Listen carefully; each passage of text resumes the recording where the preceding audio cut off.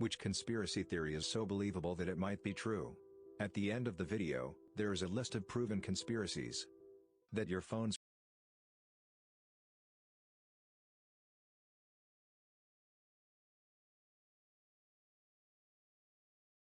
There's an underground PR firm that helps celebrities to fake their own death.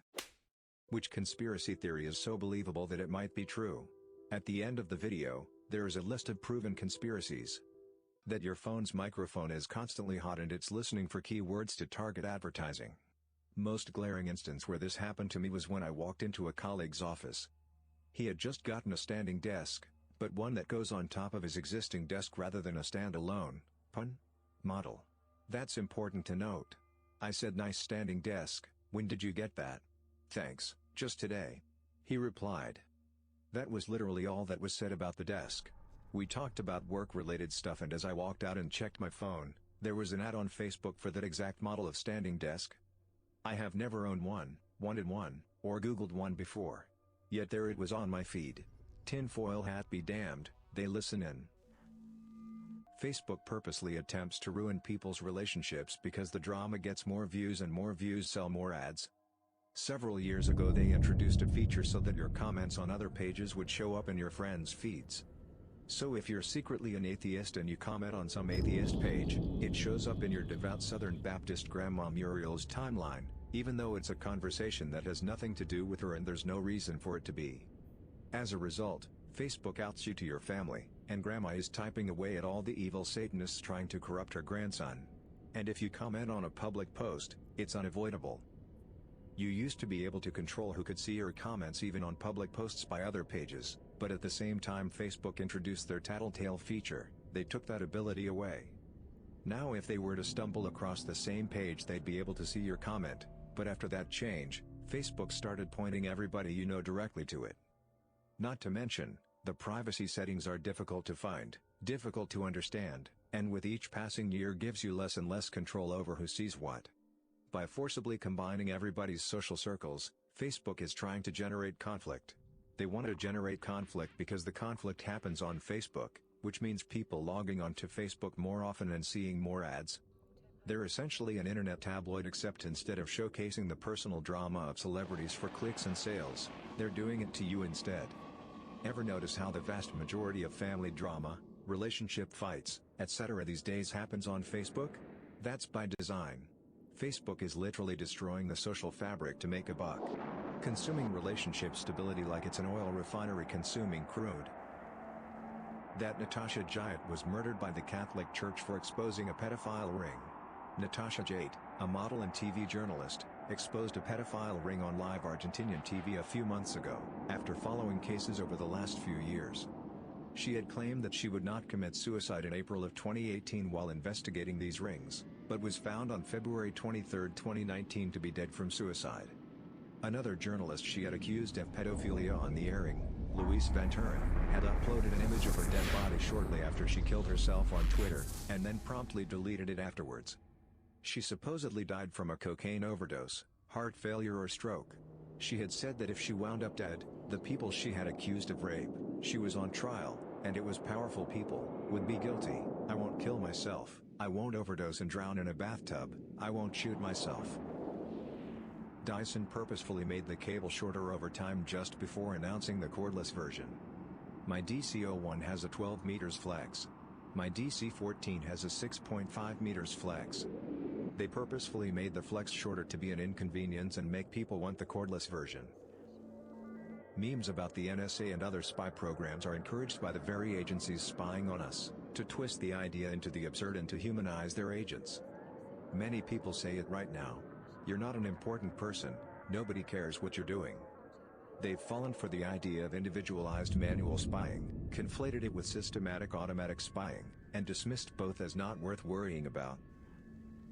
Miley Cyrus's crazy streak was all a carefully planned marketing scheme to get her solidified as an A-list celebrity.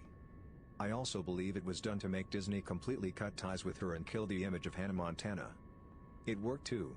Hannah Montana was quite possibly Disney's largest TV show ever, but I haven't seen anyone even mention it for over 4 years now, and despite Disney cashing in on old IPs, Aladdin, Kim Possible, Lion King etc., We have yet to even hear an unsubstantiated rumor regarding Hannah Montana. The Vatican holds horrible dark secrets and many answers to existential questions. The Vatican has many vaults literally stuffed with thousands of documents that no one but people in the Pope's circle have access to. Who knows what's in those?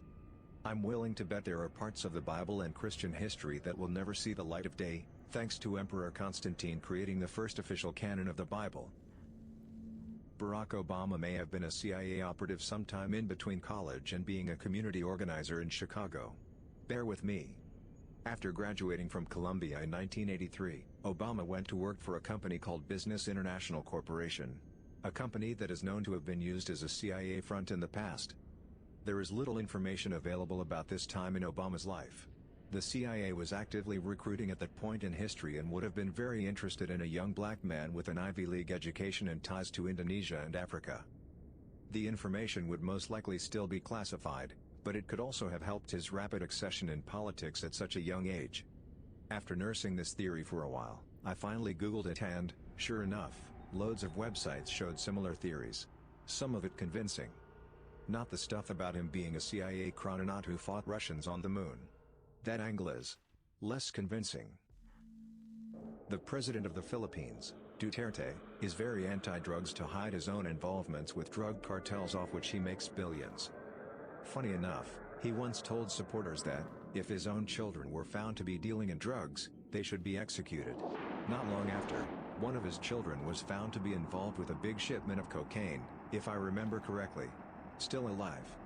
I may be shaky on some of the details here, but I remember reading this on Duterte's Wikipedia page.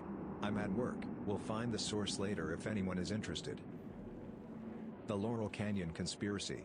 Basically, if you look at the counterculture revolutionaries in the music industry in the 60s, most of them were the children of military intelligence people. So the theory is that the free love, lots of drugs movement they inspired was done intentionally to distract the youth from a full-scale revolution. The thought was if the angry youth of the mid to late 60s were too high and getting laid all the time, they would stop caring as much about societal ills and then basically sleepwalk through the 70s, which they did. I stumbled upon this when I was reading up on Jim Morrison and how his father was the one who called in the fake strike at the Gulf of Tonkin that kicked off the Vietnam War, and which was shown later to have been a false flag. Turns out, a lot of his contemporaries were also children of highly placed military people with ties to intelligence. Strange that they all wound up in Laurel Canyon as part of the same movement. Denver International Airport, secret bunker, giant cult shrine, and potential concentration camp.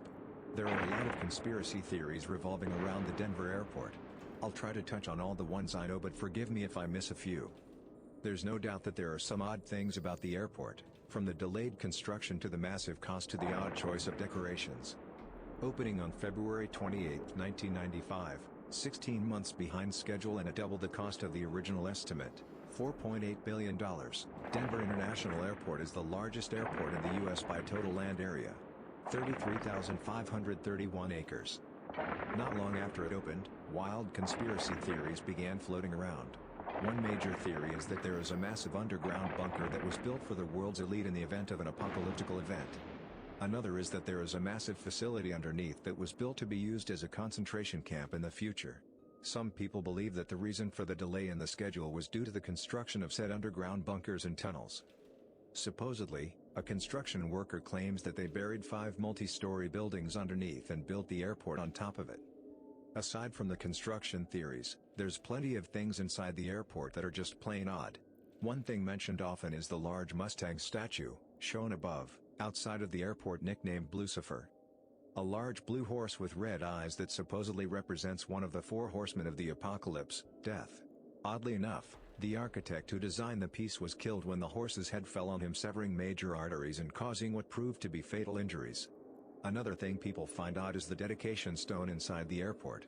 One of the first things you notice is the large Freemasons symbol in the middle of the stone. Another thing people point to is the date on the stone, March 19, 1994, which if you add up the numbers 191994, you get 33, which is a significant number in the Freemasons, as I believe it is the highest level you can reach in the organization. The last odd thing about the dedication stone is that it says near the bottom, New World Airport Commission contributors. People believe this is reference to the New World Order, which will supposedly be brought on by the Freemasons or Illuminati. Also noted by conspiracy theorists are the four odd and slightly disturbing murals that are displayed in the airport. Some people believe these murals are packed with Freemason iconography and occult references and even are a telling of the future. The recommended food pyramid is created by the FDA, but the FDA is funded by a lot of certain food industries, poultry, dairy, etc. They in turn made the recommended nutrition based off of their funding by these companies, and not based on a well-balanced diet.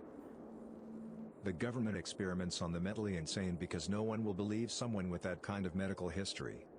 I feel like people overlook the fact that the government actually did experiments on Americans and messed at least one of them up so bad that he moved to the middle of the woods and started mailing bombs to people. The oil and coal industries invested heavily in killing off nuclear power as an attractive alternative. These days we have reactor designed many times safer than other methods of generating power, and the waste issue is something that could be fixed with sufficient investment. Even taking into account disasters like Chernobyl, estimated around 4,000 premature deaths, and Fukushima, 600, nuclear is incredibly safe compared to coal's 5,000 accidents per year. Nuclear kills 90 people per petawatt-hour generated, whereas coal kills 100,000 people per petawatt-hour, mainly because of lung problems worldwide. Even if we don't take into account the climate change contribution, most of those deaths are easily avoidable if we switch to nuclear. Multiple football World Cups have been influenced either by governments hosting them, or other entities out for their own gain. 2002 South Korea/Japan and 1978 and Argentina are the two most obvious ones that come to mind. FIFA is absolutely the most corrupt organization in sports. Snapchat worked with the FBI to popularize, and secretly test and improve, face recognition technology. We went from "wow, this is like magic" to "this is totally normal" in a few years, and there's no way that the technology isn't being used by law enforcement. Have you read the terms and agreements of Snapchat? It's not a big secret that most social media is selling your information, including the one we're using right now. I don't know if it's a conspiracy theory at this point, but a lot of people still don't acknowledge that your internet searches and social media profiles are absolutely being used as training models by major IT companies.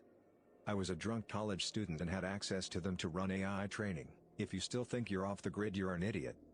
Being frank, it's not a big deal if you don't have dark things to hide. Those people are too busy building the new technological world to care that you look at midget porn. But don't delude yourself to think people don't have access to anything you do on the internet. The idea that genetic services like 23andMe may be selling records to the government and insurance companies.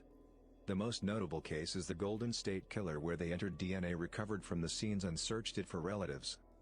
They found several distant relatives and used other information such as genealogical records, approximate age, and location of crimes to further narrow the suspect pool. Then based on that can get a warrant for a DNA sample. There's an underground PR firm that helps celebrities to fake their own death to escape the harshness of the limelight, or if they feel like their life is in danger. For example, Tupac, Biggie, Paul Walker, etc. Most likely a secluded island or possibly a remote country where you're not noticed. Might have changed your appearance. The families would obviously have to be kept out of the loop to maintain plausible deniability. You make a payment to the firm. They keep half and they give you cash when you reach your destination. Everything else is left to your family. That the world's 1% participate in a global human and sex trafficking ring that is untouchable by any law enforcement and often results in the deaths of any who dare expose it. This also extends into a larger world of high-profile crime that is hidden to the world.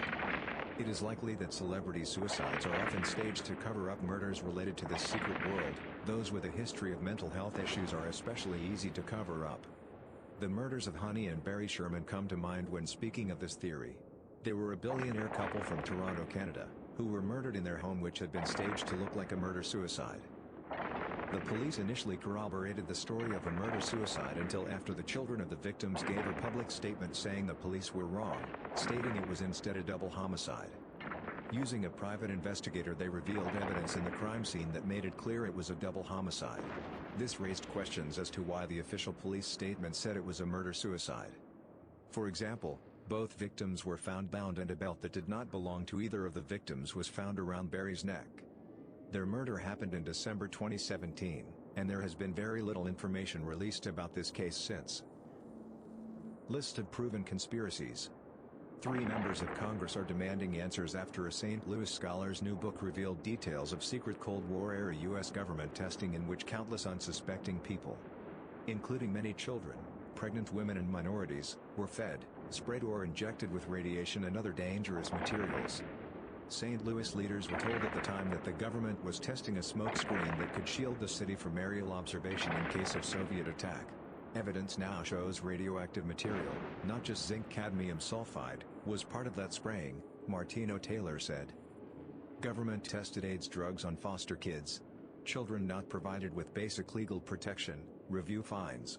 Government-funded researchers tested AIDS drugs on hundreds of foster children over the past 2 decades, often without providing them a basic protection afforded in federal law and required by some states, an Associated Press review has found. The research funded by the National Institutes of Health spanned the country. It was most widespread in the 1990s as foster care agencies sought treatments for their HIV-infected children that weren't yet available in the marketplace. The research was conducted in at least 7 states, Illinois, Louisiana, Maryland, New York, North Carolina, Colorado and Texas, and involved more than 4 dozen different studies.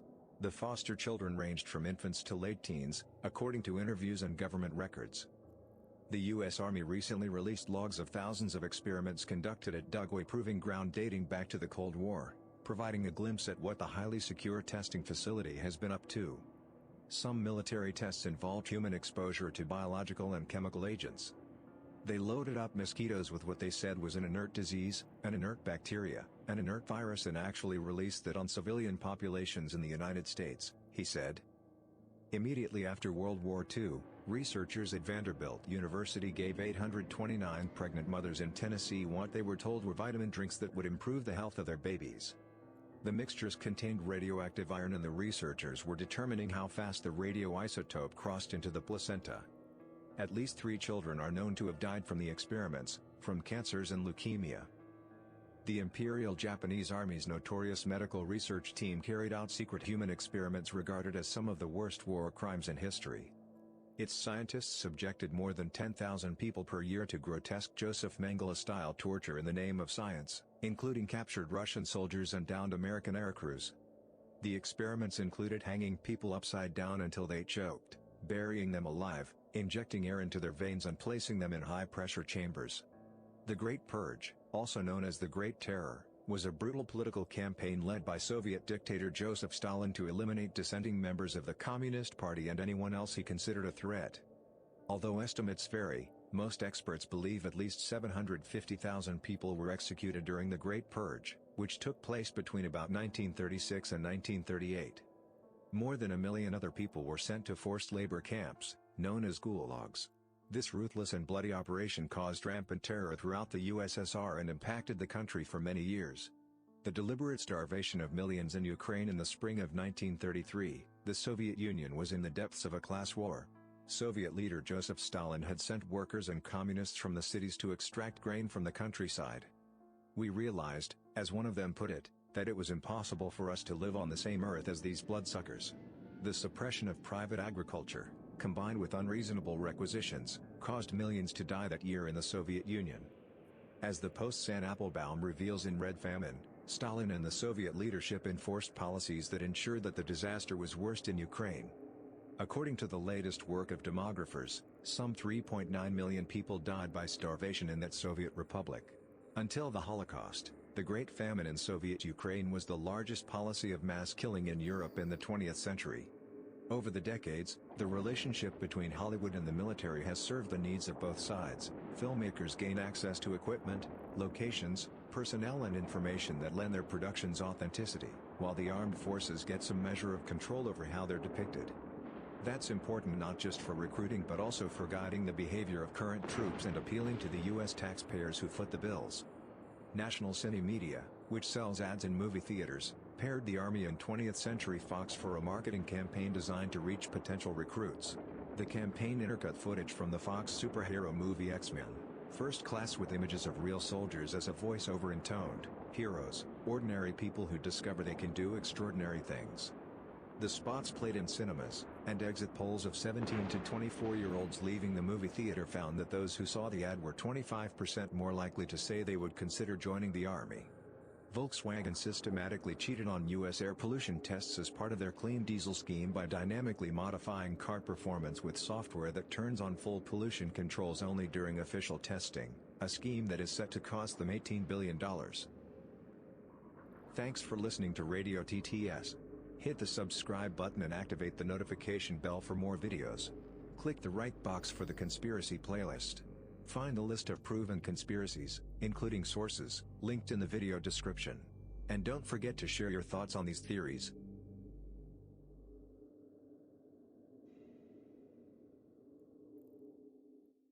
Warning: this content may be upsetting or disturbing to some audiences.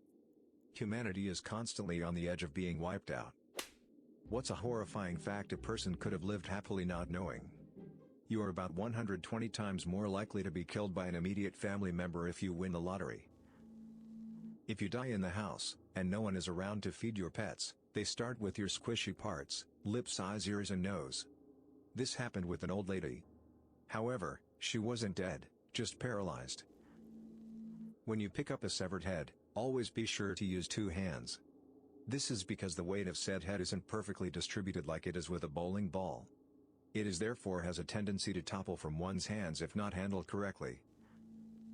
When you go swimming in a lake or any untreated body of fresh water that does not have steady water flow, there is a small chance you will inhale an amoeba that will subsequently eat your brain. And you will almost certainly die within the week. Having a singular microscopic organism slowly eat away at your brain over the course of several days, all the while you know there is nothing that can be done to stop it, is surely more horrifying than inhaling a bit of water for a few minutes, wouldn't you think?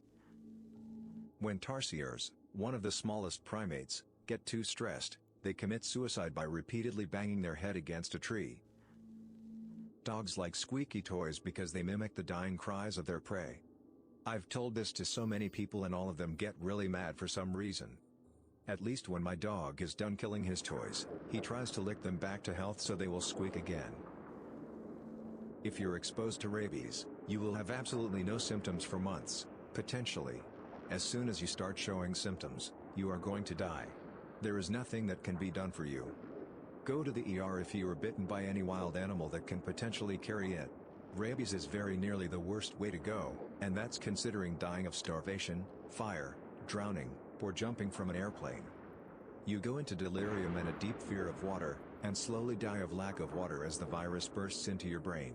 Best case scenario, Milwaukee procedure, you end up brain dead. I would personally shoot myself if I was diagnosed with it.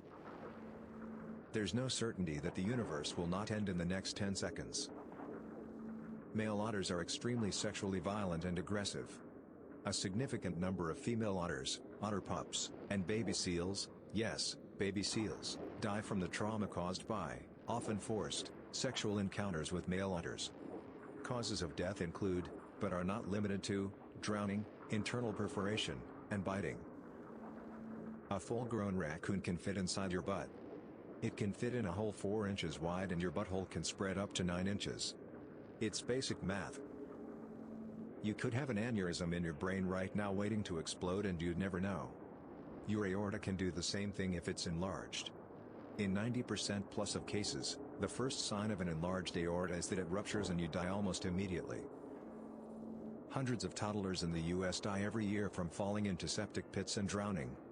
When I was 5 we used to go over to my mom's friend's house and they were these massive rednecks in this old house where the septic was broken would run across the yard like a small creek between these 2 cement things with holes in the top. Anyway, her oldest daughter was about 8 and dropped her homework paper in it. I reached to grab it and fell right in. I have full memory of it.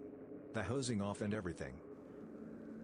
Due to how your perception of time changes as you age, assuming you live a long life and for of old age, you've lived half your perceived lifespan by age 25. I think it's because of how we see time in relation to our total life. Like at 15, 1 year is 6.7% of your life, compared to 80 where 1 year is only 1.25%. The older you get the smaller the percentage a year goes. This is why the years go faster as you age. So I'm guessing after a certain point everything muddled together. Just a hypothesis though. A shark's vajayjay and butt are the same hole. Male sharks have 2 penises. One of them is used to secure the female in place. This was told to me by a relative that works as a funeral director.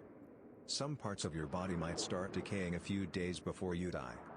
Someone replied, I can definitely confirm. I am a hospice nurse and I also did end-of-life care with geriatric patients for many years. You always recognize the smell and it never changes. Statistically speaking, somebody you know personally and interact with on a daily basis is a pedophile. Any woman who has been 11 years old knows this to be true. Guys ain't safe either, to be honest. I once had a high schooler want to show me wrestling moves because I was about 12 and into wrestling as a school sport. Looking back, he was actually trying to cop a feel. I think it's just still a lot more taboo to admit such things as a guy than it is as a girl nowadays. There are some diseases caused by prions, a type of infectious protein, for which there is no known cure. Prions accumulate in your brain and damage your nerve cells irreversibly, leading to seizures, loss of memory and speech, blindness, changes in personality and loss of mobility. They kill off brain cells and create literal holes in your brain. Once symptoms start showing, most people die within a year. Some people are believed to have been infected by eating infected meat. There could be a gamma ray burst coming for us and we wouldn't know until we all got literally obliterated from existence. Also, the universe is so large that not a single thing that anyone does will matter, not a thing. At all times, we could be surrounded by fourth-dimensional beings. But we just can't see or detect them in any way because we live in a third dimension. They could be observing and studying us at this very moment. And perhaps the reason why we haven't found any aliens yet is because they are fourth-dimensional beings. Because of the cellular makeup of our eyes, we see better in low-contrast light in the periphery of our vision. The way the cells work means they have a much lower activation, so in the dark or between very minute monochromatic differences you will see better out of the corner of your eye than your central vision, which is more geared to complexity and color. So with that in mind, theoretically, if there was something you could make out in the corner of your eye but not visible when you look directly at it, it could really be there. When a brown recluse spider bites you, your skin will often start to rot around the bite. This is only in very rare cases and often with immunocompromised patients. Also, many pictures you see online are actually staph infections. The side effect of most bites is simply a hard welt that doesn't appear to heal well for weeks where the skin necrotized. Anything worse and you can go get a shot from the walk-in to cure it. Most people in the southern US have been bitten by a brown recluse at least once and don't even know it. There is a very high chance aliens could be far more technologically advanced than us and we would be facing extinction if they found us. And yet, we are trying to find them. If aliens are watching us, they are seeing us in however many light years away they are in the past. If they are 65 million light years away, they are looking at dinosaurs. Squirrels sometimes feed off of animal carcasses. Most animals will eat other animals. You can find videos of herbivores eating meat all over the internet. Like the video of a cow just swooping a baby chick on a single swoop. Hardcore. If someone falls from a building tall enough, then when they hit the ground their bones will crack and break under their weight, and their organs will explode. I think their guts will also come out of their mouth and anus as well. That firefighter documentary that accidentally captured the only footage of the first plane hit on September 11th mentioned this. There's a moment when they're on the ground floor of one of the towers before it collapsed, and you can hear these incredibly loud bangs. The sound was coming from jumpers hitting the concrete, sounded like gunshots. Horrible. There is a small parasitic fish called the kandira that can swim up your penis and latch on to eat it from the inside. It lives in the Amazon. Some animals, notably Tasmanian devils, have a cancer that can spread between the species through bodily fluid contact. Imagine that in humans. Diamond dust is a horrifying poison. When ingested, your body is unable to round off the sharp edges like it can with glass. It will cling to your insides, the muscle movements of your guts will scrape your insides, the dust particles will get pushed deeper and deeper until you die of internal bleeding. It takes months to die of this and you will be in immense pain. Once inside of you there's nothing that can be done anymore. When a Brazilian wandering spider bites a male, it can deliver long, painful erections lasting hours on end. They're deadly, but yes, this can happen before death. From what I know, it's less of an erection, and more of your penis swelling with painful pressure like a boil, as the hemotoxic effects cause a massive spike in blood flow. But I mean, if you're into biochemical pee and ball torture, you do boo. There is a biological weapon that consists in a virus that, if released, would utterly kill the entire human population. and presumably a ridiculously high percentage of all the living things on Earth. This massacre is just a slight mistake away from happening. Romberg's disease can cause all tissues of half your face to spontaneously shrink. This includes bone. Chick culling is the process of killing newly hatched chicks for which the intensive animal farming industry has no use. It occurs in all industrialized egg production, whether free-range, organic, or battery cage, including that of the UK and US. Because male chickens do not lay eggs, and only those on breeding programs are required to fertilize eggs, they are considered redundant to the egg-laying industries and are usually killed shortly after being sexed, which occurs after they hatch.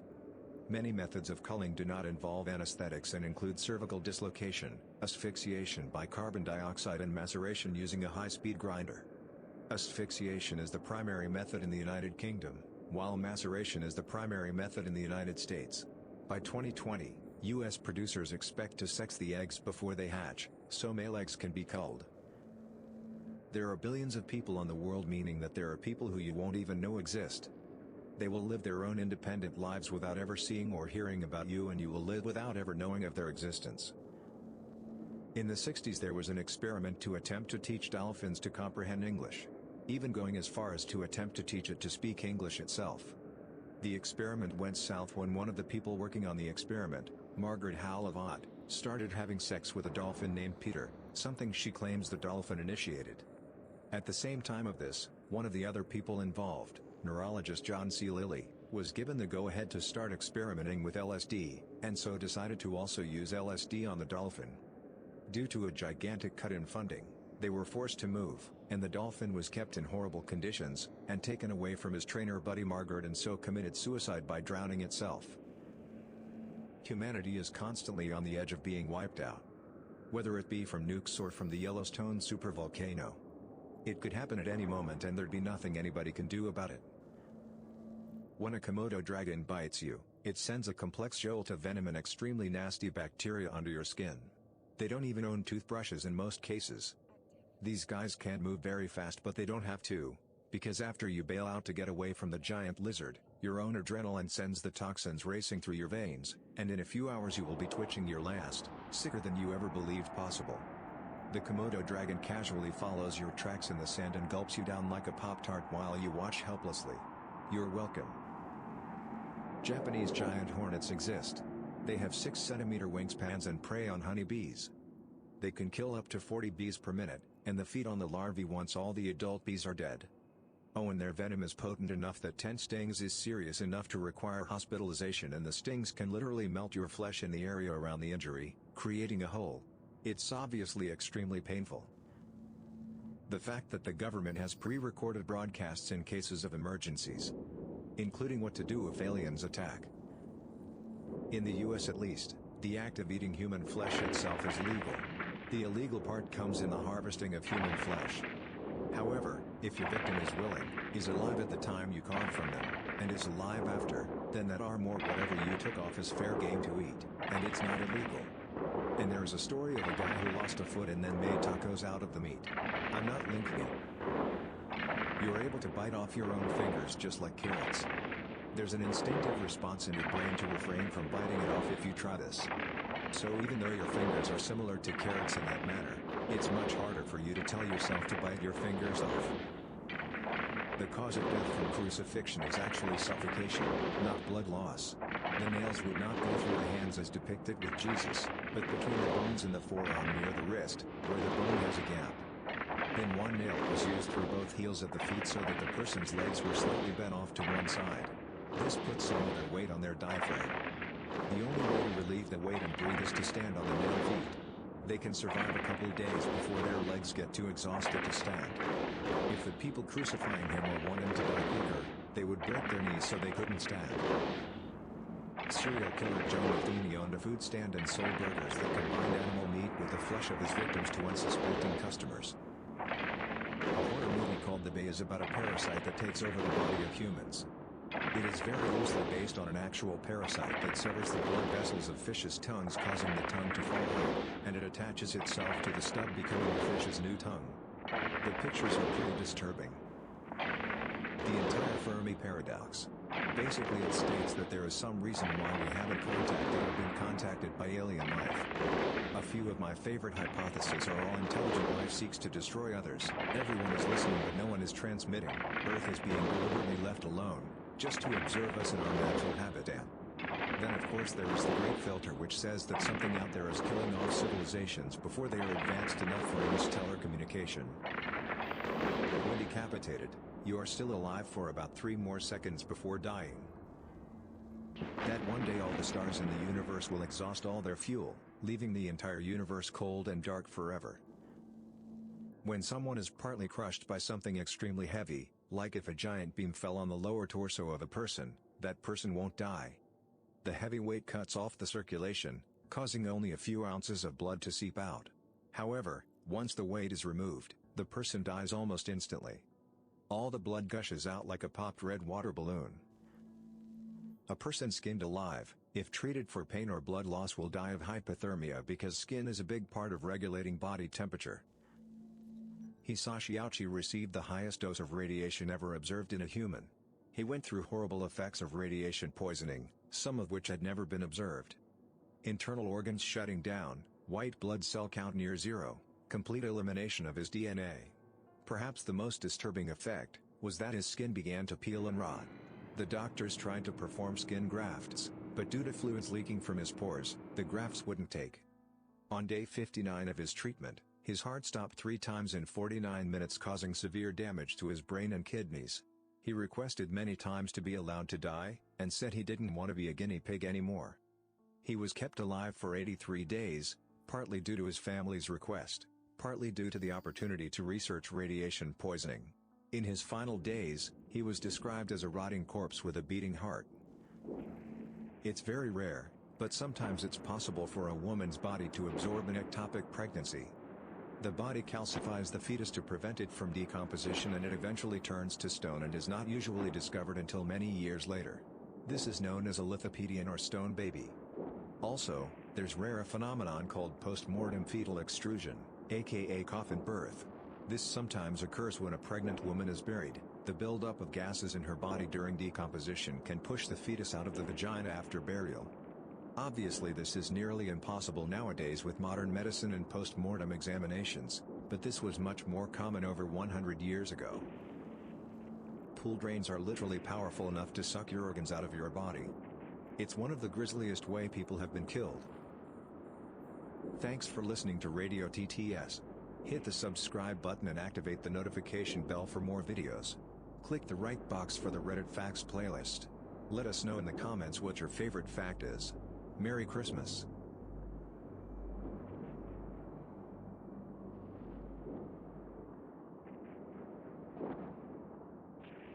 Warning, this content may be upsetting or disturbing to some audiences. At any moment a nearby star could possibly become a gamma ray burster and destroy the Earth. What's a very disturbing fact almost nobody knows? Organophosphates, including the chemical weapon sarin gas, work by inhibiting your muscles' ability to relax. Your muscles basically constrict and can't unconstrict, causing what feels like a muscle cramp through your entire body, your arms, your chest, your eyes, your tongue, everything. It most frequently kills via asphyxiation, because you can't exhale. Surviving means a permanent, irrecoverable loss of motor function, even with rapid medical treatment. Due to fresh drinking water being so scarce on the Galapagos Islands, some bird species, such as the Galapagos hawk, have adapted by drinking the blood of other animals.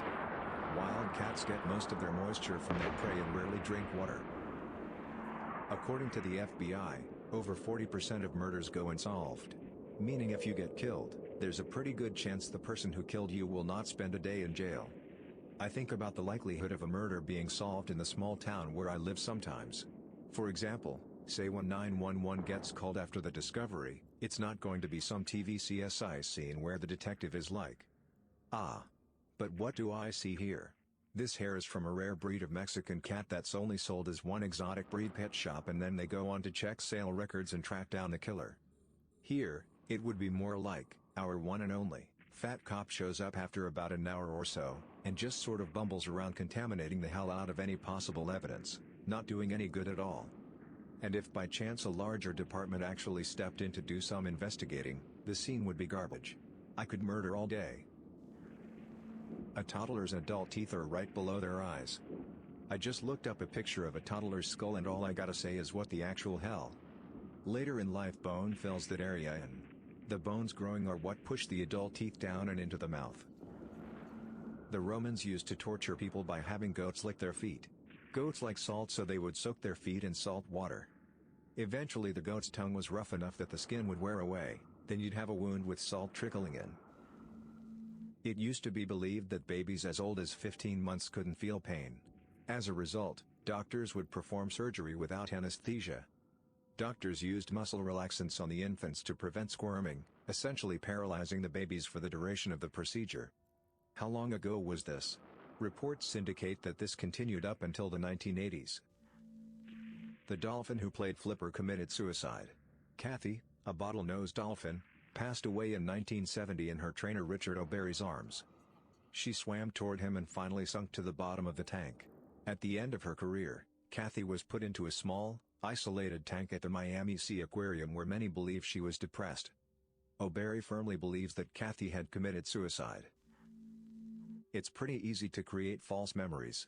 This is why memories brought back through therapeutic hypnosis treatments, in attempt to uncover how the patient experienced trauma, don't hold up in court. Your mind can just make up something that never happened or didn't happen quite how you remember. There's a really interesting study where scientists basically coerced people into remembering things that never happened to them. If I can find, I'll link it. A vitamin D deficiency can make you suicidal, and deficiencies among adults is very common. Like more than 50% of the population in the US. My vitamin D number was single digit when I went to see my doctor because I felt depressed. I now take a big weekly dose along with diet change and sunlight to feel normal. If I hadn't gone to the doctor when I did, I might not have been able to face another winter. Approximately 2,100 children are reported missing every day in the US, or one every 41 seconds. On the bright side, most will be returned unharmed. On the bleak side, the survival rate very rapidly declines over time. On the even bleaker side, in the cases of missing young adult men in the US, there's fair chance a missing individual will be ruled deceased after a rather short search with minimal evidence. Even if no body is found, generally it's labeled as deceased due to natural causes, i.e. drowning in any nearby source of water, getting lost in any nearby woods, just getting lost anywhere and dying. After which the search is completely abandoned. When a woman with breast implants is cremated, the implants will melt into goo.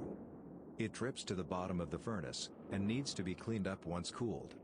While pacemakers have to be removed and metal implants just stay in and get tossed after. At any moment a nearby star could possibly become a gamma-ray burster, and point a jet of radiation at the Earth that would vaporize us instantly. Math says a gamma-ray burster located 100 light-years away, that aimed at us directly would generate the energy of 100 Hiroshima bombs per square mile across the entire exposed surface of the Earth. Anything caught in this blast directly would be vaporized instantly. It would also instantly boil the oceans and rip the atmosphere off the planet. It would end all life and leave the Earth a charred cinder in space. And it is 100% impossible to see one coming, since it's moving at the speed of light, because gamma rays are light. In child porn cases, someone has to actually watch the video beginning to end so they can testify about it in court to seal a conviction. A friend of mine works for the federal government and his job each day is to watch child pornography so that they can prove that the person was in fact creating or distributing child porn. It's a messed up job. He has to do evaluations every once in a while to make sure he's still fit. He does say that statistically most people in the position only last 3 years. They get paid horribly to do this job, so there's not much incentive to stay. I know for him each time they catch a person makes it very well worth it for him. On average, 30 people die in the US annually in elevator-related incidents. If you really want to lose sleep at night, consider elevators at Houston's St. Joseph Hospital, which have a history of injuring people, including decapitation of one surgical resident in 2003. As Nikito stepped onto the elevator, the doors closed, pinning his shoulders. He tried to pull back and he couldn't. The doors wouldn't open. She wasn't able to find the door open button before the elevator started moving upward. When you get on an elevator, if it closes on you, it's supposed to open back up, she told officers. There wasn't any of that. There was no hesitation. The doors shut and it went. Nikaido struggled, trying to shrug out of the elevator, or possibly pull himself inside, she said, but the elevator kept moving upward. The ceiling sliced off most of his head. His left ear, lower lip, teeth and jaw were still attached to his body, which fell to the bottom of the elevator shaft, as the elevator continued moving upward. Encephalitis lethargica causes you to slowly survive, but not live. After bouts of deep sleep, where patients can be woken very easily, but fall immediately back into the deep sleep, they're left with post-encephalitis symptoms. The main one being that their minds are fully aware and conscious, but they can't physically function, a bit like locked-in syndrome, and they display extreme apathy. They even know they're displaying apathy but can't express any emotions. So they're completely stuck, until someone throws a ball at them, which they then can immediately catch. Or until someone holds their hand and walks alongside them, then they can suddenly walk. Otherwise nothing. So bizarre. You are more likely to die on your way to buy a lottery ticket than you are to win the lottery. If you went out right now to get a ticket, you're more likely to die en route than to buy the winning ticket, as the number of people who died en route to get a ticket is most likely higher than the number of winners. Non-avian dinosaurs did not go extinct immediately at the asteroid strike. There would have been a period when the survivors kept on, slowly declining in number, starving to death before being able to mate and produce offspring. Too bad they couldn't have hung around long enough to catch a ride on the Ark. Bayer, the pharmaceutical company, used to be called IG Farben, and were the ones who produced the Zyklon B chemical the Nazis used in the gas chambers of the concentration camps. Heroin was also a brand name trademarked by Bayer. It was supposed to be a cough suppressant. In the 80s, Bayer discovered that a large portion of their U.S. plasma stockpile was contaminated with HIV. They were ordered to destroy it. Instead, they shipped it overseas to Asia, Africa, Europe and the Middle East and sold it. This resulted in at least 10,000 new direct cases of HIV. That is in addition to the 8,000 new cases in the US and Canada that spring before the contamination was discovered. When asked why they didn't destroy the stockpile, they said that patients don't trust the new medicine and there wasn't enough new medicine to go around, so they had to sell the old stuff. There's over 200 frozen dead bodies on Mount Everest and they're used as waypoints for other climbers. And human waste. There's so much human waste from people climbing Everest that it's tainted the local water supply of villages at the base of the mountain. Then there's that vegan woman Maria Stridham, who wanted to prove she could do it without meat in her diet. She died on the attempt. If you get bitten by a human, you absolutely have to go to the hospital right away because the amount of deadly bacteria in any given person's mouth could actually kill you if it enters your bloodstream. I had a friend who was bitten by a crackhead and he didn't get to the hospital soon enough, so he ended up with many of his organs shutting down due to sepsis. By the way, the average adult male has a biting force high enough to rip someone's throat out with their teeth. As recently as the early 1800s, people ate parts of corpses, believing them to have medicinal properties. Blood, power ground up from the human skull, and human fat were all thought to be cures for various ailments. Arguably, it still goes on today, with the practice of consuming placenta for its dubious health benefits. There was a fad for eating mummies. It turns out that there's a limited supply of mummies, so people started making mummies for other people to eat. If you were to put the entire lifespan of the universe, from the Big Bang to the final heat death, onto a 24-hour clock, at the universe's current age we would not have reached the end of the first 30 seconds. If you were to go into the far future, past the point where there are no more solar systems, the planets have either been destroyed or become rogue planets, where there are no more galaxies, everything either being swallowed up by black holes or being ejected from the galaxy. No more anything of normal matter due to proton decay, and no more black holes due to Hawking radiation. Even here at this point, you would not have reached 12 o'clock on our universe clock. The universe will spend most of its life as a dark, cold, empty void. You would be unlikely to find a single surviving subatomic particle in an area the size of the current observable universe, until the background temperature reaches 0 Kelvin, at which time becomes meaningless in the universe.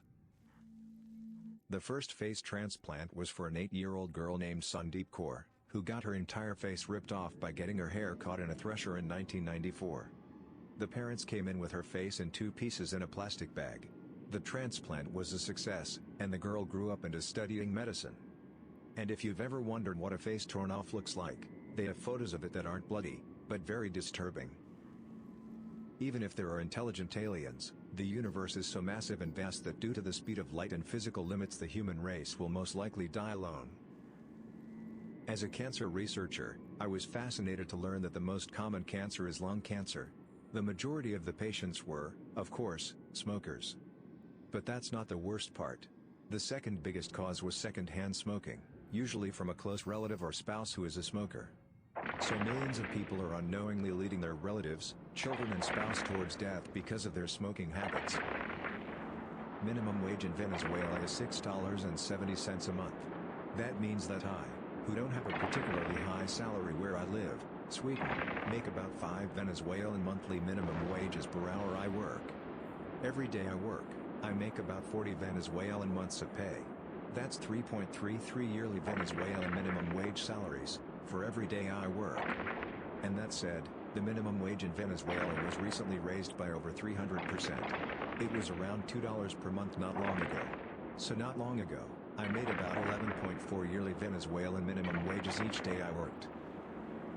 In the 70s, Ford did a cost-benefit analysis and determined that their defective Pinto model would cause approximately 180 deaths, 180 injuries, and 2,100 damaged cars. They estimated the cost of lawsuits and vehicle repairs to be $49.5 million. On the other hand, they determined it would cost them $11 per car, $137 million, to fix the defect in the car to make it safer. Guess what they did? Yeah, they decided, what's 180 human lives compared to more money? Screw. And boy, did they pay for it. The whole situation blew up, no pun intended, further than they expected, becoming a huge ordeal for the company. What's really sad is reading about some of the victims of the Pinto and their terrible deaths. Thanks for listening to Radio TTS. Hit the subscribe button and activate the notification bell for more disturbing facts that keep you awake at night. Find the Reddit Facts playlist in the video description below. And do not Google the face of Sundeep Kaur. And please support Radio TTS on Amazon, with the link in the video description. Warning, this content may be upsetting or disturbing to some audiences. 2 Dobermans ate my entire body from the neck down, until I was nothing but bone. A compilation of the creepiest Reddit posts. Second life in a coma. My last semester at a certain college I was assaulted by a football player for walking where he was trying to drive. Note, he was 325 pounds, I was 120 pounds, while unconscious on the ground I lived a different life. I met a wonderful young lady, she made my heart skip and my face red. I pursued her for months and dispatched a few jerk boyfriends before I finally won her over. After 2 years we got married and almost immediately she bore me a daughter. I had a great job and my wife didn't have to work outside of the house. When my daughter was 2 my wife, bore me a son. My son was the joy of my life. I would walk into his room every morning before I left for work and doted on him and my daughter. One day while sitting on the couch I noticed that the perspective of the lamp was odd, like inverted. It was still in 3D but just wrong. It was a square lamp base, red with gold trim on 4 legs and a white square shade. I was transfixed, I couldn't look away from it. I stayed up all night staring at it. The next morning I didn't go to work, something was just not right about that lamp. I stopped eating, I left the couch only to use the bathroom at first, soon I stopped that too as I wasn't eating or drinking. I stared at the lamp for 3 days before my wife got really worried. She had someone come and try to talk to me. By this time my cognizance was breaking up and my wife was freaking out.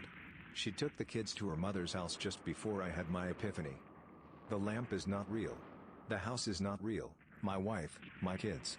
None of that is real. The last 10 years of my life are not real.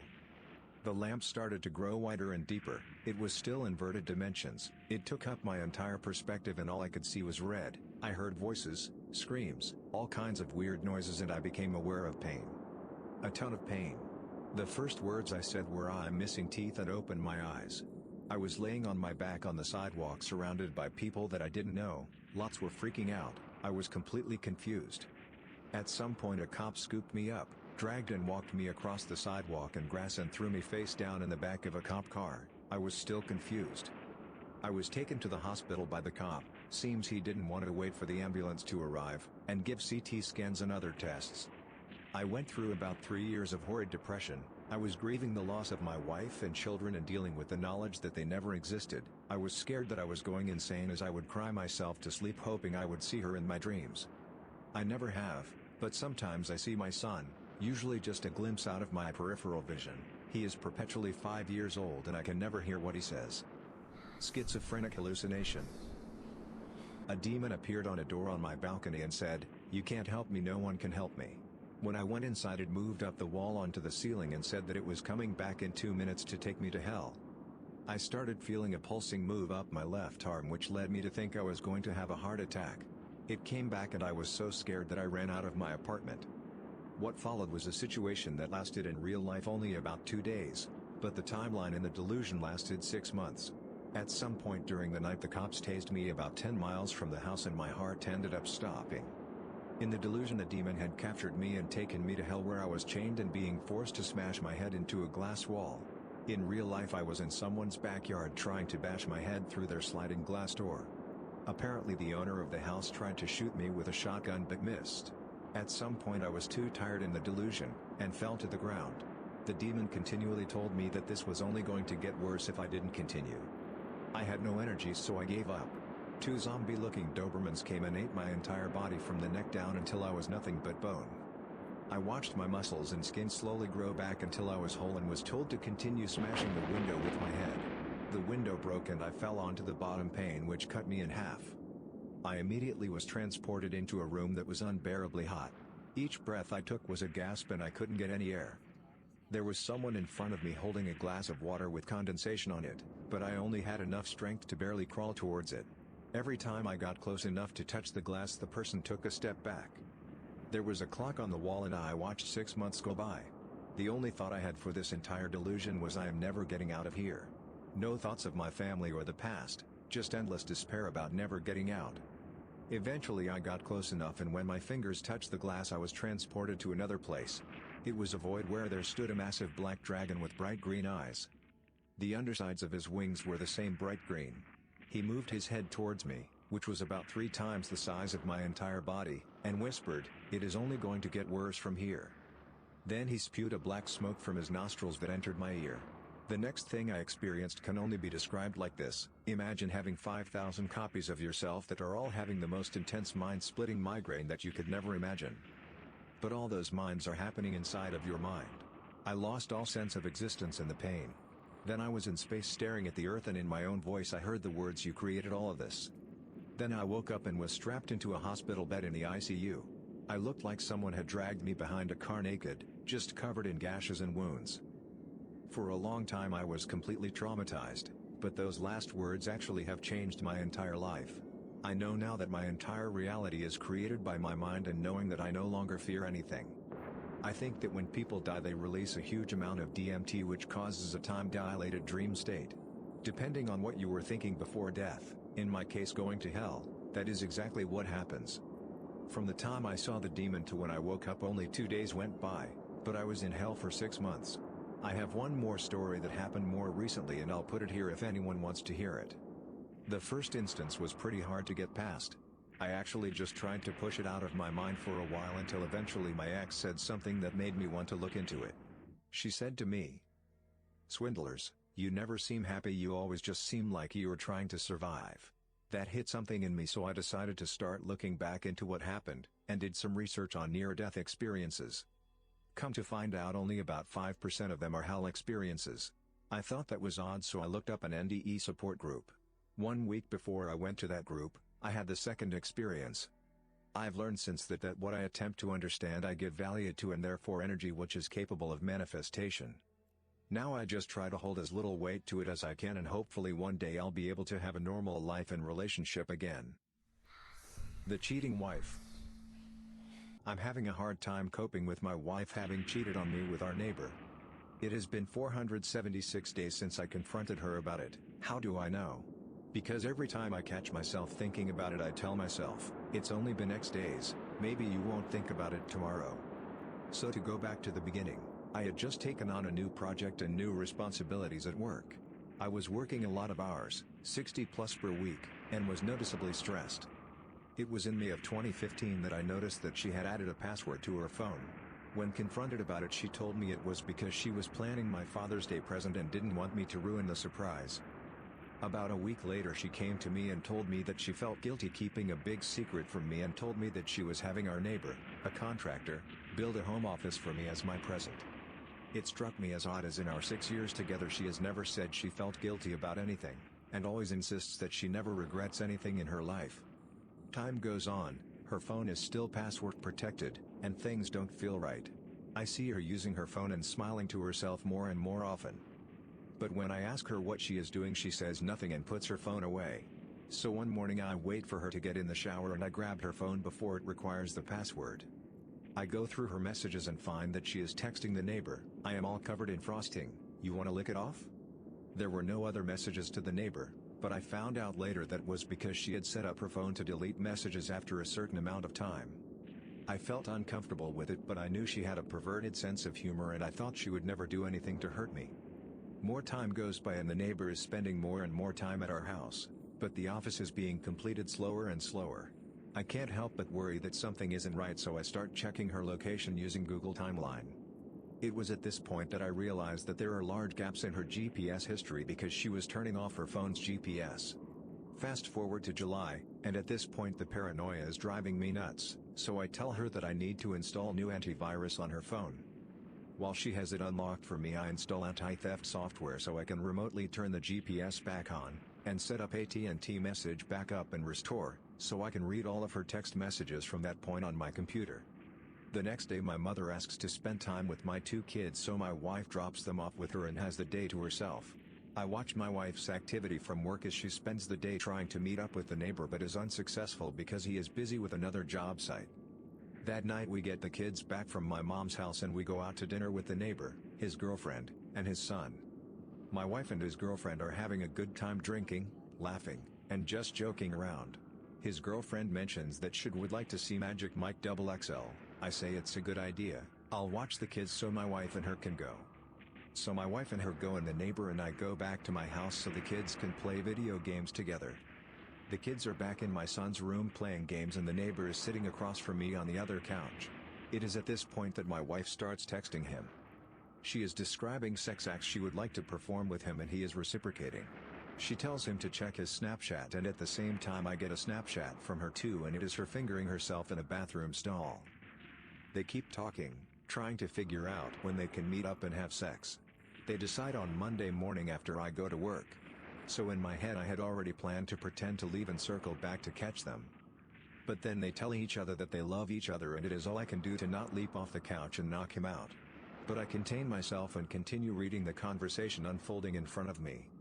Then he tells her, "You're my girl now," to which she replies, "Always have been," ending with him writing, "and always will be." My wife and the neighbor's girlfriend return from the movie and I ask them, politely, to sit down. I then ask the kids to stay in my son's room and shut the door. I return to the living room and confront my wife and the neighbor. I say, "So you two love each other, huh?" My wife goes into full-blown denial mode and the neighbor's girlfriend starts smacking him. I ask my wife if she has been texting him. She says no. So I show her the text messages. She admits to it but says it was the first time it had gone that far. I ask my wife if she has sent him pictures. She says no. So I show her the picture. She admits it but says it was the first time. I ask her if she is having sex with him and she says no. Because I didn't wait to catch them having sex together, I didn't have evidence to prove her wrong, so that one stayed unresolved. I tell her that I am leaving her. She tells me that she will make sure I never see my kids again if I do. She planned on using the fact that I had attempted suicide in high school to prove me unfit to have the children. She continues to say that it was my fault for being so busy with work and stressed out, that she just wanted someone she could talk to. Then she gives me an ultimatum to decide what I'm going to do or she will decide for me. The neighbor's girlfriend starts defending the two of them, saying that it couldn't have been serious if they weren't having sex and that my wife and I are too perfect together to let this break us up. The neighbors go home and my wife and I argue for the rest of the night about what we are going to do. We go to bed separately, having not resolved anything. We keep going back and forth on the subject all weekend and finally settle on we were going to separate temporarily while we figure out what we want. I was going to stay in the house and she was going to take the kids and go to her mom's house. That Monday I go to work and I get text from her in the middle of a meeting with my bosses stating that she had explained things to our kids, but that they were upset and I need to explain it to them also.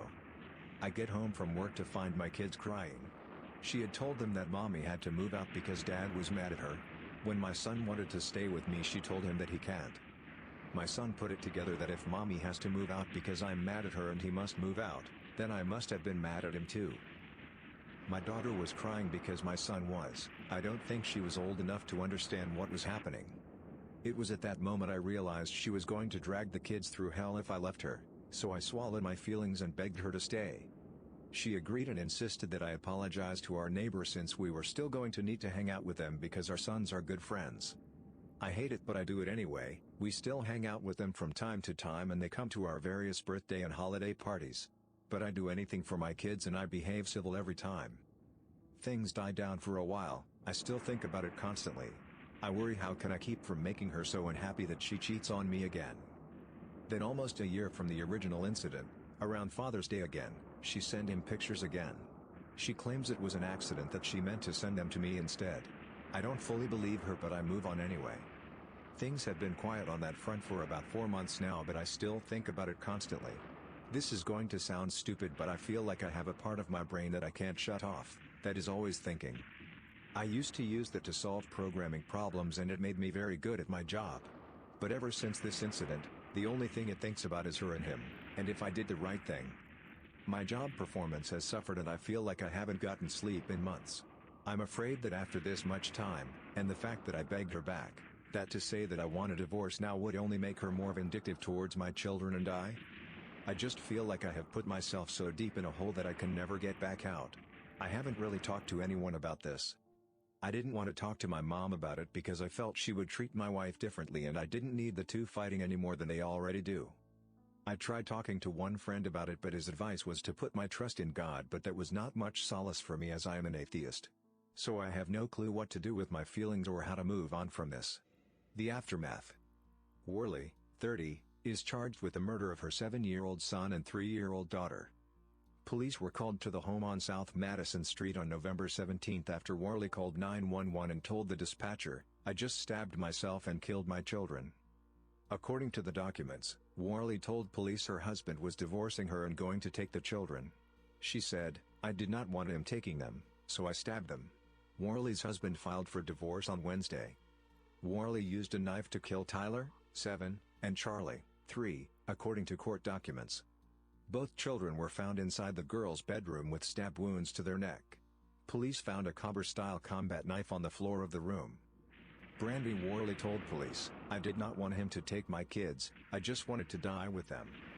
Brandy's husband, Jason, was awakened by Brandy's mother screaming, and when he walked upstairs he told police that Brandy said to him, "Now you can't take the kids from me." Autopsies were performed on the children at Terre Haute Regional Hospital. The coroner determined the cause of death for each child was stab wounds to the neck. The Whistler. I've been waiting a long time to tell Reddit the full story of the Whistler. This story requires many details, but it is unexplainable, creepy, and 100% true. I also have video evidence. When I was about 8 years old, I was taking my dog for a walk through the neighborhood with my mom. It was maybe 11 p.m. We live next to a swamp and woods area on the edge of our neighborhood in Lansing, Michigan. I remember it being very silent and slightly windy. From down in the swamp we heard somebody whistling at us. It sounded sort of like a bird, but each whistle was different enough where the lack of consistency made it human-like. The whistle sounded higher, then lower. I can't really describe it. My mom had a concerned, slightly terrified look on her face and grabbed my hand and said that we should go inside quickly. I didn't understand because I was too young, but seeing my mom freak out made me freak out too. After a while, though, I kind of forgot about it. 2 years later, I was taking my dog out again, late at night. There is a large bush that could easily obscure a person behind it, just next to the front door.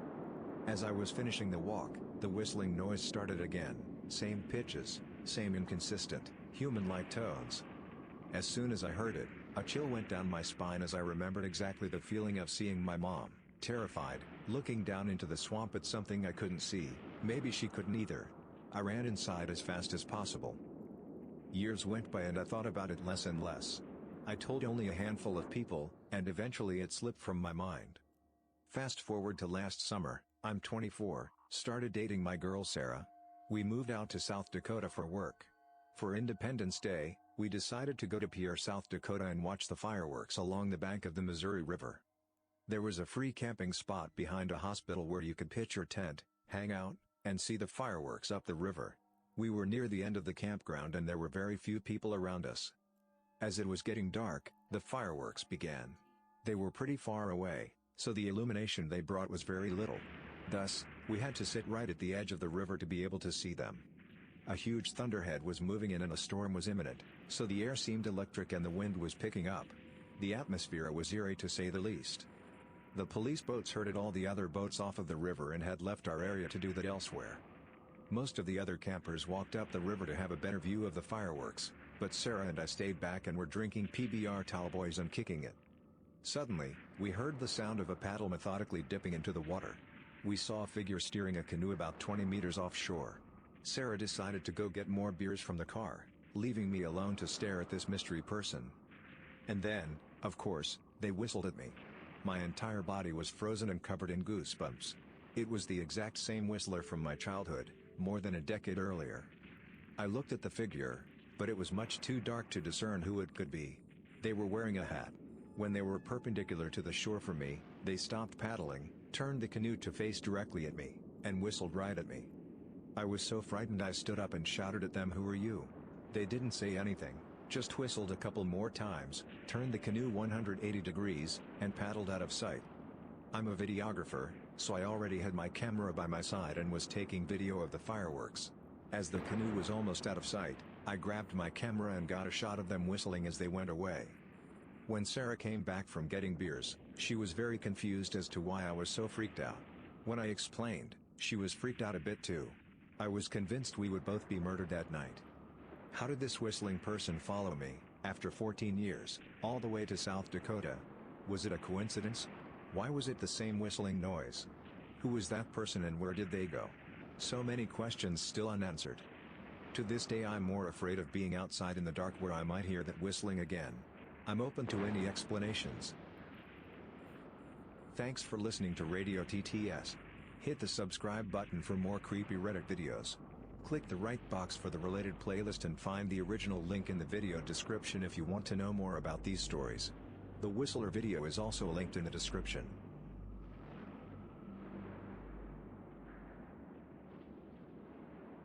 Warning, this content may be upsetting or disturbing to some audiences. There was someone under my bed. My eyes widened and I choked the urge to scream. What is the darkest, creepiest Reddit thread you have seen? Stay tuned for the creepiest Reddit stories, including a woman who was nearly murdered by a man sneaking into her house when she went out to get the mail.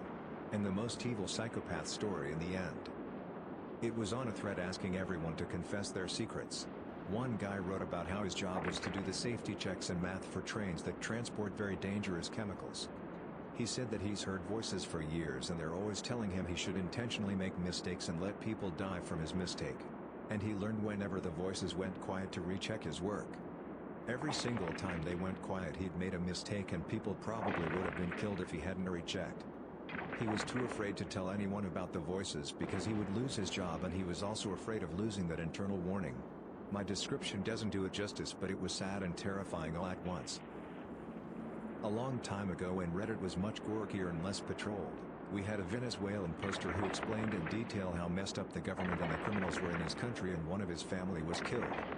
He didn't rest and shored up support until he found the culprit, had him bound and gagged in a warehouse, and proceeded to murder him. His account was quite detailed and believable, and he said that with the resources he used, he had no option but to go through. He then expressed his gratitude of being accepted to the USA, on lottery or asylum, to escape all this craziness, and people were telling him to delete his story and account because the authorities might find out. And he did. It got shut down on Reddit pretty quickly but linked to 4chan. It was about this guy saying he just killed his ex and left her naked for her kid to find. Posted pics of her and everything. I thought for sure it was a fake until I found a developing story from the areas he said he lived.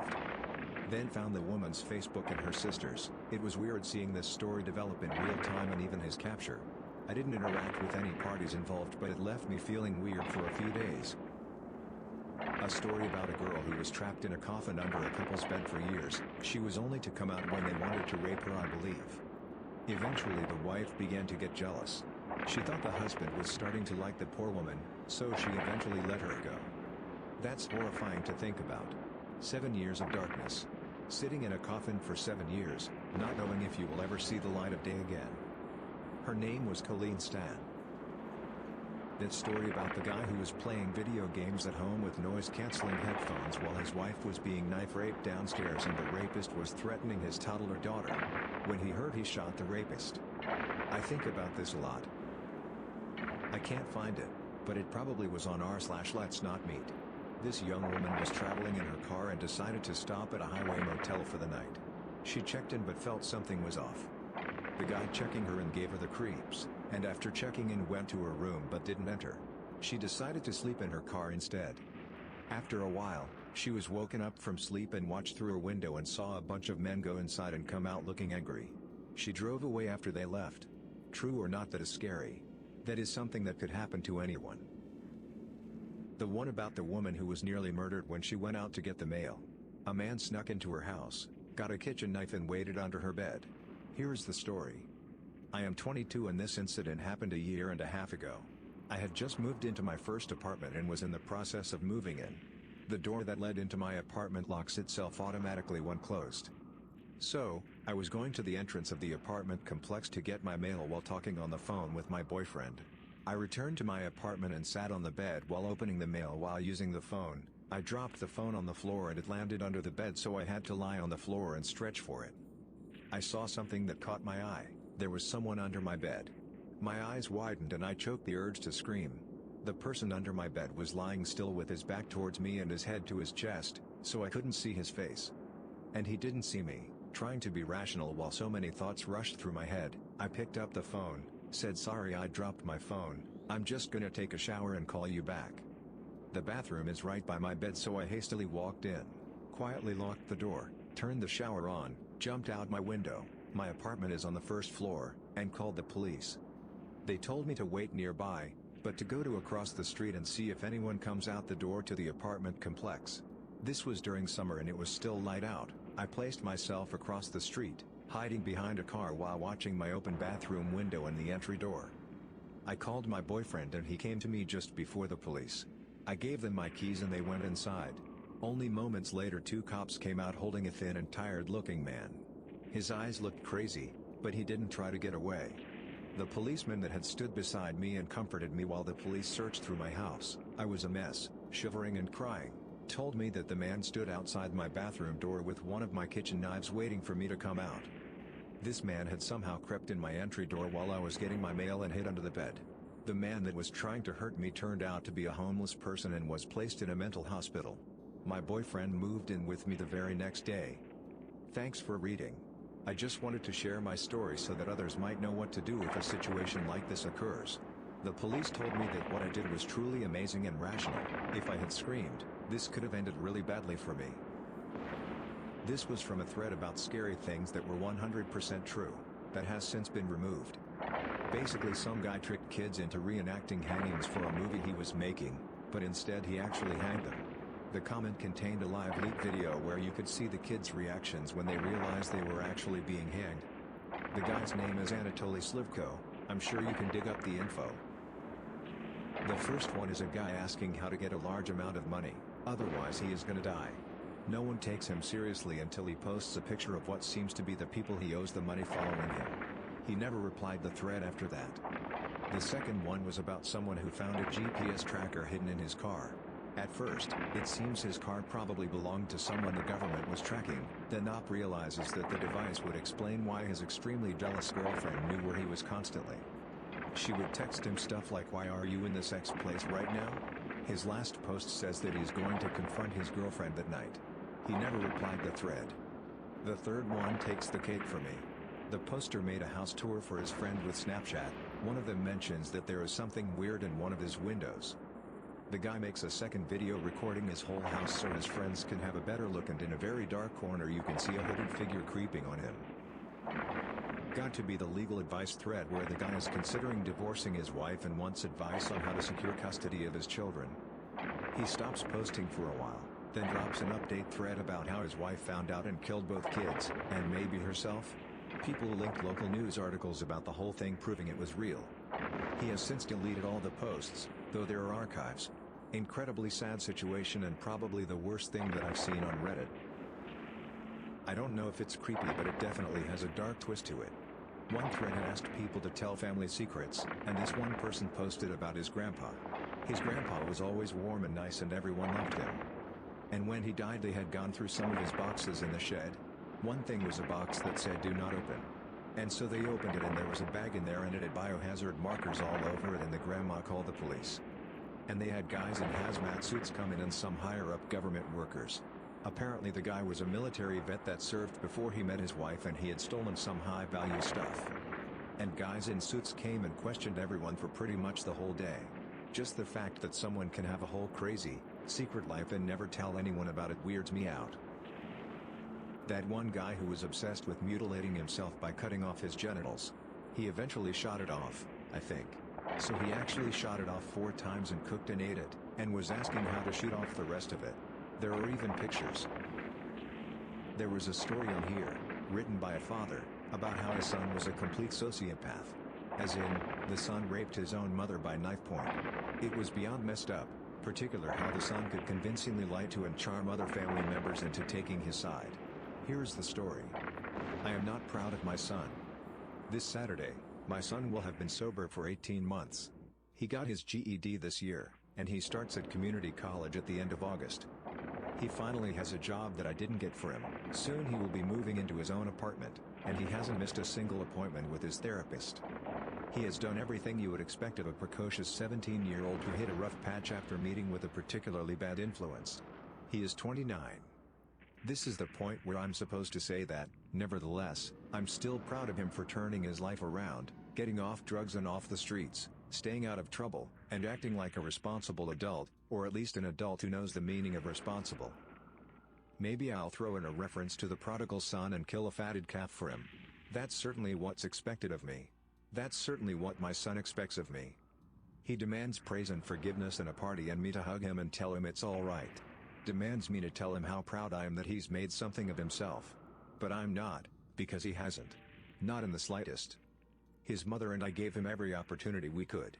I don't expect any praise for that, because unlike my son, I don't expect praise for doing what you're supposed to. She and I worked hard to give him a loving, stable, comfortable, supportive home. We were involved in his school, we introduced him to music, to the extent that any two people can. His mother was a good cellist, though, and sports and culture. We fed him healthy meals, we played with him thanks to him, we got in the best shape we'd ever been in since our 20s, and we let him stumble and fall and make mistakes and get back up again. He started shoplifting at 15. The first time we caught him, we bodily dragged him back to the store, made him return the copy of Grand Theft Auto and apologize, and offered to pay for any damages. The second time we caught him, this time with a pair of shoes, we did the same thing. The third time, we started going to family therapy. Therapy seemed to go well, and after a few sessions the therapist asked for a few one-on-one meetings with him. After 2 of those, the police came knocking on our door, because the little shit had concocted some story about how we were a religious cult who raped him for breakfast every Saturday. And the dumb therapist actually believed him. Rational heads prevailed, we fired that therapist, and he went through 6 more in as many months, until eventually we couldn't find anyone who would take him as a patient. By 16, he was drinking. Then we found pot in his bedroom, and in our bedroom. He started leaving needles, bongs, and crack pipes where he knew we'd eventually find them, just to mess with us. I know this because he said so, in those exact words. He had his first intervention and first trip to rehab that year, and his first relapse. He had to repeat a year of high school at 17, which meant he was now the ringleader of a group of other young idiots, who saw him as this totemic mentor shaman who could hook them up with whatever crap they wanted. I'm also sure he started having sex with one of his gang's younger sister, 13, around then, but I had nothing to go on but my own instincts, so all I could do was tell her parents to keep an eye on her. No charges were ever pressed, and the family never spoke to me again after that. But they did pull both of their kids out of that school, and my son was furious at me for daring to not let him continue committing statutory rape. He decided to try for normal rape later on. While I was away, he spent an uncharacteristic night at home and on his best behavior. After his mother went to sleep, he followed her to her bedroom. He took a knife with him. He crept into the room, straddled her, put the blade to her throat, and slid his other hand inside her. I don't know exactly what happened next. I know he held her down and tried to undress her. I know she fought. I know he stabbed her. I know she got away and locked herself in the bathroom before he could catch her. I hope that means she kicked him good in the balls. I know she broke the window and screamed for help. I know he ran. I know she was lucky the ambulance got to her before she bled to death. I know he called his friends to brag and beg a ride. I know the police caught him. I know if I'd been home, or if I'd caught him, I'd have killed him with my bare hands. The state tried my son as an adult. He pled out, but only after making his mother testify and smiling the whole time. She divorced me a month after his sentencing. I looked too much like him. She killed herself a year later. I would be a liar if I said I didn't blame him for her death, because I absolutely do. He was sober when she went to her room, sober when he pulled out his knife, sober when he climbed on top of her, sober when he raped her, sober when he stabbed her. Sober when he ran, sober when he called his friends to brag, and sober when the police found him. When I made the mistake of visiting him after the divorce, he laughed and said she'd had enough of his penis, that I could never satisfy her. When I made the mistake of visiting him after she killed herself, he laughed again and asked how it felt to have some prick take your witch away. I should have killed him right there. It is to my eternal shame that I did not. They let him out after serving 3 years. He spent the next 6 years on the streets, in and out of rehab, on and off other people's couches, and would grace me every 6 months or so with a phone call demanding money. Eventually I refused to talk to him unless it was to drive him back to rehab, and I stopped completely after he stole my wallet. 2 years ago, he came to my house with his aunt, his mother's sister, in tow and crocodile tears in his eyes. He pretended to apologize. I slammed the door. His aunt barges in to try to shame me into forgiving the man who raped my wife, caused her death, and laughed about it. He stayed outside. He slashed my tires, threw a brick through a window, and drove off in her car. His aunt had no idea that he'd taken her keys, or that he'd been armed the whole time. She blamed me. He guilted her into letting him stay with her, went to rehab and relapsed, then went again, and here we are. In stark contrast to the ball of crap that is my son and his life, I have watched my friends and colleagues, those who will still talk to me, that is, children, go on to become doctors, lawyers, skilled tradesmen, actors and musicians, academics, entrepreneurs, and career military. I've seen a few start their own families.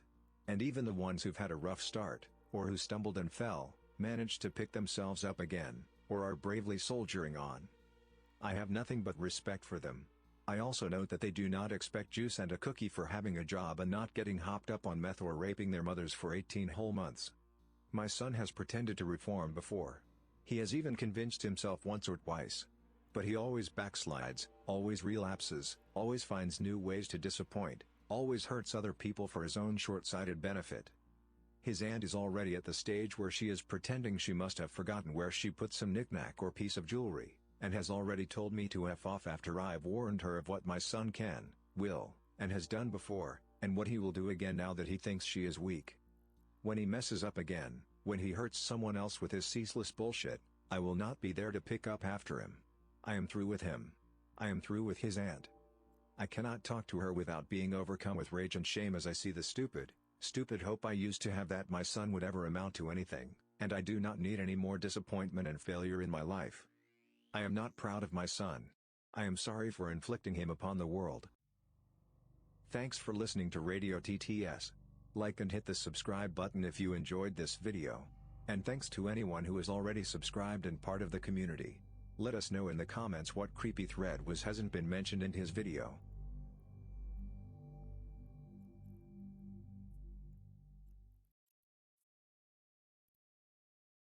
Warning, this content may be upsetting or disturbing to some audiences. He goes to look and finds the cat wrapped in barbed wire. What is the most evil thing you have witnessed? I had a few girls set me up to be attacked by another girl on a trip to a nearby town. She attacked me at a party, and while she strangled me, her boyfriend poured beer in my eyes so I couldn't see. At the time I thought the girls I had made the trip with, the ones who set everything up, were my friends. After the whole ordeal ended I came to them crying and all they said was we should have taken pictures.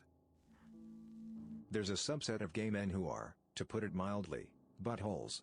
They think that their honesty and lack of tact is refreshing, but it's just their justifications for butthole behavior. Example, if someone they're not interested in asks them to dance, they will flat out tell them what physical flaw is the reason for turning them down. I've overheard, or been the receiver of, the following. You're fat, you're too tall, you're too skinny, you look like a cokehead, I'm out of your league, you're not wearing any designers, you look straight. All of those things, said straight to someone's face. They think they're being divas and all the other horse crap excuses these trailer trash wannabe Beyonce queens use. And then they wonder why there aren't any good guys who look like Brad Pitt and dote on their every beck and call. It's pretty funny how members of an oppressed group can be just as oppressive and offensive as the people they fight against. My friend and his mother were murdered during a break-in at their house during Christmas. After his dad and brother got out of the hospital, I went by to give my condolences and spent most of the time sitting in my friend's room talking to his brother. It later turned out the brother hired 2 people to kill his family, shoot him in the arm, and then escape to try and inherit the family wealth. I grew up with a guy that lived just down the road. He was the local small-town bad seed and everyone knew it. He reveled in it. He vandalized a 150-year-old historical home dear to our town. He then went on to sodomize his minor cousin. He was in and out of jail, heavy into drugs. Everyone knew he would eventually kill someone. When he was in his early 20s he beat an elderly woman to death in a mobile home for her social security check. He is still in prison at this time. He is the only person that I have ever met that is evil in its purest form. Just a week ago, I was biking down a bike lane on a city street in the middle of rush hour. Some guy comes jogging up the bike lane opposite traffic. I can't swerve around him because of the car traffic, so I keep going, expecting him to hop on the sidewalk. Instead, he punches me in the stomach as I pass by, calling me a butthole. I fell into oncoming traffic and was an inch away from getting run over by a pickup truck. I was friends with this guy in high school, and a few years after graduation he shows up at my house with $38,000 in cash. He tells me that his father left him the money to be given when he turned 21, and he asked me what he should do with it. I told him he should either invest it or use it to further his education. He agreed that was a good idea, asked me to hold his money for a day. He took $300 of it, and left. He went to a mutual friend's house, and when the friend found out he came into money, he asked him to get an apartment with him. He did, and he blew all the money partying for a year. Through the course of this year, he scored a girlfriend. At the end of the year he had nothing. He didn't work and he smoked and drank all the money away. His roommate informed him that he was going to get a new apartment with his girlfriend, ditching him now that he's broke. My friend moved into his girlfriend's house with her parents. After about a month of sponging off of them and fighting constantly with his girlfriend, the father comes to him and says, "This isn't working out. How about we all just agree that this isn't good for anyone, and you just move out?" My friend begged him to give him 2 weeks to turn this all around. The father assumed he meant he'd finally get a job. He got his girlfriend pregnant. The family now fully supports him by buying him a house. Last I heard, he's still doing nothing while his wife, they got married shortly after she got pregnant, works full-time as a cook. I lived in London, UK during the riots they had in the summer of 2011. I lived in Clapham Junction, right near the corner, up the street from Debenhams, and across from a place called Party Superstore. I saw a lot of bad things that night that made me feel uncomfortable with humanity. A mother holding the metal gate of an off-license shop open so that her 10-year-old could squeeze in and start passing bottles of booze out to her. A herd of women walking into Debenhams empty-handed, then back out with fully stuffed roller luggage, and people throwing rocks at photographers. But the worst? The absolute worst feeling I ever had was seeing the look of terror on people's faces in the windows of the flats across the road when they realized some looters had set the costume shop beneath their apartments on fire. It was like staring into an aquarium of panic. I think the looting was pretty bad, and the vandalism too. But the complete lack of regard for the people living in the apartments above Party Superstore was chilling.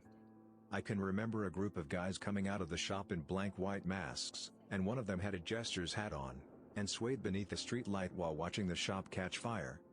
The smell of the fire stuck with me for days. The guy who owned the shop, named Duncan, is a really great guy too. He ran a charity for Burmese orphans. That was a hell of a night. When I was in 7th grade, a kid I knew but didn't really like, because I knew he was a butthole, comes up to me and says these two girls wanted to talk to me.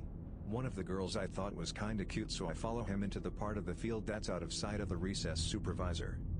While I started talking to the girl I liked, the other sneaks up from behind me with a piece of dog poop on a pencil and shoves it in my mouth. I pick some of it up, throw it at her, then start throwing up my lunch in the field. The supervisor comes up and asks me what happened and if I'm alright, and I tell her. I wasn't the one that typically rats people out in tattletales, but I told him all the details. F that girl, it was disgusting. So as you probably already know, rumors spread like wildfire in junior high, so stories of me all ridiculous and most along the lines of me voluntarily picking up the poop, eating it and enjoying it. Happened to me a few months ago. I have an intense fear of heights, like hugely intense. So a few months ago I had a party on top of an apartment block in a penthouse, and I made sure I was very far from the edge. There were these two complete buttholes from the grade above me, who knew about my fear, so when they were pretty drunk, they overpowered me and leaned me over the edge of a balcony up to the stomach level. Now these guys are pretty wasted and we are a good 30 floors up. I passed out from fear thinking I was going to die, and woke up 2 hours later to find the two guys beaten up and kicked out, and I was still shaking pretty violently. This was literally one of my worst nightmares come true. When I was younger, a stray cat used to hang around my house a lot. My dad would give it milk and some food all the time. One day, an old racist couple moved next door. My mom and I went over to welcome them. They creaked the door open and yelled, "Get off our property, you elfin Filipinos. And tell your other N-word neighbors to stay away." Well, one day, they saw my dad feed the stray cat. Later that afternoon, my dad went to take the trash out and heard a horrible crying near our fence. He goes to look and finds the cat wrapped in barbed wire, bloodied, and the tail cut off. I helped my dad take the cat out, called animal services and the police on the neighbors. I was younger then, so I'm not sure what happened, but they one day packed up and left. There's a bar near where I live in Michigan that I have been to exactly 3 times. First time, car broken into, dead grandpa's golf club stolen from it. Second time, 5 friends wrongly accused of rape, the accuser is still in prison, doesn't pay to make that up. Third time, my car got stolen within 10 minutes of arriving at the bar, thieves crash it into patrol car and run. I'm later arrested as a result for leaving the scene of an accident and felony assault on a peace officer, car as deadly weapon, by the same cop who had written my stolen car report. He had zero recollection of me 2 hours after completing the report, and I spent 2 days in jail. Evil? It lives at Shorty's Bar and Grill. There used to be a guy in my neighborhood who lived across from my bus stop. No one ever really saw him go outside. Well, one day when all the kids get off the bus, he lets his pit bull out the door. The dog starts attacking the kids, including me and my little brother. My brother and I run towards my house to try to get my BB gun. I wasn't gonna try to kill it, but lead it towards me so I could give everyone else a chance to run. Well, the door is locked and I don't have my keys on me. The dog followed us and pins my brother and I up against my porch. We decide to do the thing in Jurassic Park where you stay still and shut up. It actually worked. My brother and I are up against the porch facing this dog for a good 5 minutes. Out of nowhere my mom comes up behind it and slams the dog's head with her keys, making it run back home to its owner, who is laughing his butt off during the whole ordeal. He was arrested the next day. That dog made me hate dogs for years until I met the nicest dog in the world. But that pit bull bit 3 kids, and scratched a 4th. They got checked for rabies and needed shots. Psychotic neighbor. Everyone in the neighborhood was terrified of him. One night, his very pregnant wife is seen flying down the road in their van with him hot on her butt in his pickup trying to pull her over. She stops right in front of our driveway, gets out and tries to run towards our house, but it's too late. He snatches a handful of her hair and jerks her off her feet, slamming her into the ground. As we're calling 911, we can see him absolutely brutalizing her, punching, kicking, stomping. We yell out the door for him to stop. He's killing her, but he threatens to kill us, too, so we stay inside, because we know he'd make good on the threat. Cops show up, but he's already gone, his wife a battered mess in the middle of the road. Later, we found out she'd lost one of the twins she was carrying, and the other came out with a deformed face from the beating. She went back to him after her hospital stay and refused to press charges, just like all the other times he'd beaten her senseless. Bonus story. He left a bag of severed puppy heads on the back porch for his own children to find as punishment for not doing their chores. Me and my best friend were in his front yard doing who the hell knows what. We were probably in 6th or 7th grade, 1998 to 2000, around there. We start hearing some loud bang, bang, bang, coming from the backyard, and it gets our curiosity up. When we arrive all the way at the back fence that runs parallel with the alleyway, we see a city police officer standing over a large black and white dairy cow with people standing around. The cow is laying on its side and with blood all over, pouring out of its head, and appears to be trying to run in place, making strange gargling noises. My buddy and I are in complete disbelief in what we're seeing. Now, if any one of you have seen the movie, Me, Myself, and Irene, you will be able to picture this easily. It looked exactly like the scene from the movie, just with lots of blood, and the officer was using either a shotgun or a rifle. The cop would fire his weapon, holding it probably a foot from the animal's head. When he would fire, the cow would raise its head all the way up and moo in the most horrifyingly way possible, while the blood ran down its face and then slam its head back into the earth. While we were standing there, the cop fired at least 5 shots into the cow's skull until finally it died. The owner of the cow shows up with a big trailer to take the cow home and is completely pissed off. No kidding? I almost thought the cop was going to shoot him as well. The next day there was an article in the newspaper. I can't find this article, it's driving me crazy, saying the officer found the cow but felt he was being cornered by it and fired his pistol into the animal multiple times to save himself. After that is when we showed up with him finishing the cow off. Old lady purposely slamming on her brakes with motorcyclist behind her. One slams into her back, throwing both old motorcyclist onto the trunk of her car. They were both hurt pretty badly. And another motorcycle had to go off the road, and they hit a pole.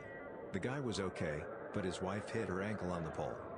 The old lady got out exclaiming angrily that she didn't do anything wrong. Her turn signal was on. Bunch of BS. Her blinker was not on, and everyone who had been exiting the store that was facing the road saw what happened. She looked like she was ready to bolt, and she had this cold look on her face. Are you kidding me? You just severely injured 2 old people on a motorcycle, and you don't even care? Not saw, but heard. It was one Monday morning. My brother had come back from college and was staying in the house. On Sunday, he and his girlfriend decided to clean his room. Now, neither I nor my brother are the cleanliest of peoples. To call this task Herculean would be an understatement. But they managed to get through and cleaned up his entire room. Among the things that he threw away was an old busted music stand. Like any sane person, he didn't think much of it and just threw it in a trash bag. Then the next morning, at about 6 o'clock, I hear someone storming up the steps. Just a stomp, stomp, stomp, stomp. Then walking briskly, almost running down the hall towards my brother's room. Then the doors burst open and I hear a bunch of punching and slapping. I hear my mother cry out, "You stupid little piece of... How could you throw out your grandfather's music stand?" Apparently that broken, rusted music stand belonged to my grandfather. I loved my granddad, but it's not like he was some great musician. He just tried high school band for a few months in the 40s. She had seen it poking out of a trash bag in the street and immediately went to confront my brother about it. Now, if you're a rational, kind parent, what would you do? Personally, I would retrieve the music stand from the bag, bring it inside, and then tell my child how important it was to me, as there was no real way of him knowing otherwise. I would not barge into my child's room and start yelling and hitting him, waking up my other child to this horrific scene. That's what crazy people do. I could hear him trying to block her punches, but she just kept on beating him and berating him. All the while, I was just lying in my bed, frozen. This whole thing lasted around 5 minutes, but it felt like 5 hours. She eventually made him get up and go through each trash bag so that she could approve what he was throwing away. When I left for school that morning, I saw him on the ground going through the trash. He was crying. He looked at me. I couldn't look him in the eye. My brother is the only member of my family that I actually like, the only one whom I really care about. I could have done something, anything, to stop this. I could have grabbed the bat, or hell, I take boxing lessons. I probably didn't even need the bat. I probably could have just walked in there and confronted her with words and that would have stopped it. But I didn't. I just lay there. I feel like I betrayed him, that I was too much of a coward to go help my own brother from being beaten. This kind of thing was common in our household, but I don't know, I still think back to this one. It stuck with me. I just lay there. I failed my brother. Anyway, beating my brother over some trivial crap for no real reason, that's the most evil thing that I've witnessed. We still have that music stand. For 2.5 years, I was an autopsy assistant at one of the busiest morgues in the US. I spent my days either partnered with a forensic pathologist, doing the dirty work, or in a van driving around to crime scenes and hospitals to pick up victims. I saw an awful lot of evil stuff, daily confirmations that mankind is capable of truly horrible acts. A short summary of one of the worst things I ever saw: some dad was driving drunk in the rain, flash flood situation, and had his 3 kids plus 2 children that belonged to friends in the backseat. He lost control of the vehicle, I think it involves the use of a cell phone, and ended up in deep ditch with the vehicle sinking in the water. Somehow he managed to kick out the back window of the car, and proceeded to climb out over the 5 kids in the back seat. He swam to the shore and lived. 5 elementary-aged kids drowned. The worst part was that we didn't find all the kids at once. It was like a kid per day all week, further and further down the waterway. Their little school uniforms and high school musical backpacks are burned into my memory. That dad was evil via cowardice. My friend from overseas was new to our school and an absolute cool guy. Really confident with girls, etc. One girl started flirting with him in class and got him to IM her. Well, it started to heat up and the chat got pretty intense. Then right at the end, she just says, "I'm just messing with you. How could you think anyone would be interested in you?" So yeah. My friend is destroyed. The next day he walks into class and she's got the conversation printed out and she's reading it to literally the entire class while they laugh their butt off at my friend. He just walked out and found somewhere alone to cry. Kind of messed him up permanently with women. If you're out there, Grace, F you and your stupid face. You're not even pretty. A girl I knew in college faked terminal cancer. She got a lot of sympathy and compassion from myself and a lot of our friends. A few of us shaved our heads in solidarity for her when she shaved hers, because she knew her hair was going to fall out. The worst was when she walked in the survivor's lap of Relay for Life. Once she got outed as a liar, this was the biggest insult and affront to me. I have a fraternity brother and very close friend who is struggling with cancer, and her lies and BS insult the very real struggle that so many people have gone through. She wanted attention because she wasn't dying. I understand that she has some serious mental health issues, but it still makes me very angry. Back in 2nd grade we had this teacher who was just mad and evil. No student liked her, no parent liked her, and those of the faculty that admitted how they felt also didn't like her. All because she was just a nasty person. Description of her would be: short thin red hair, the face of a crooked nose witch, and a medical condition that gave her elephantitis legs so she hobbled around on tree trunks. There was a kid in her class who just did not have an ideal life. Terrible mom, no friends, sad stuff. Well, he has a problem with keeping things tidy. He didn't have a binder for his folders, so his papers were just all over in his backpack, and his desk was completely disorganized. A lot of our desks weren't perfectly organized either, mine included, but his was the worst. The teacher, sitting at her desk at the front of the class, asks for him to turn in a paper. He lifts up the desk lid and begins his search. After a minute she asks what's taking so long, and the poor guy is panicking because he can't seem to find it after shuffling through the mess a few dozen times. She starts to raise her voice about what's the problem is, and she starts her slow hobble up the aisle. He is in full emergency mode looking for this paper and almost in tears because he knows what storm is coming. We all do. Once she gets alongside him and is able to see the disaster that is his desk, she is completely livid. She starts a tirade about how he is a mess and why is it like this. At the peak of her berating, and the kid is frozen with his head low and tears rolling down his face, she grabs the desk by the legs, flips it over above their heads and dumps everything onto the floor. This table flipping act was done in a packed room, so I'm surprised no one nearby got hit by the flip. She then slams it down, and he flinches the last time. She mutters at him to clean it up. And for the rest of the period, through tears and sobs and shaky hands, he cleans it up while the room is silent and that Queen Butthole sits and watches from her desk. Many of my teachers and other faculty members have passed, and I have mourned each and every one, but her death will bring me no sorrow. All these stories are really dark and depressing. I am sure some of them make you very angry. The truth is, a small percentage of humans will always be evil. Humans are instinct-driven, just like animals, and some don't have their instincts under control, and are not made to function in a modern society, but belong back into a cave. And some are simply psychopaths who enjoy to torture others for pleasure. That is at least my interpretation. Anyway, stay safe from evil people. Don't depend on them, don't allow them to be around you, and don't let them control you. Thanks for listening to Radio TTS. Hit the subscribe button and activate the notification bell for more videos like this. And please share your own thoughts in the comments below. What do you think about these people? What is your own explanation for their behavior? Let us know in the comments.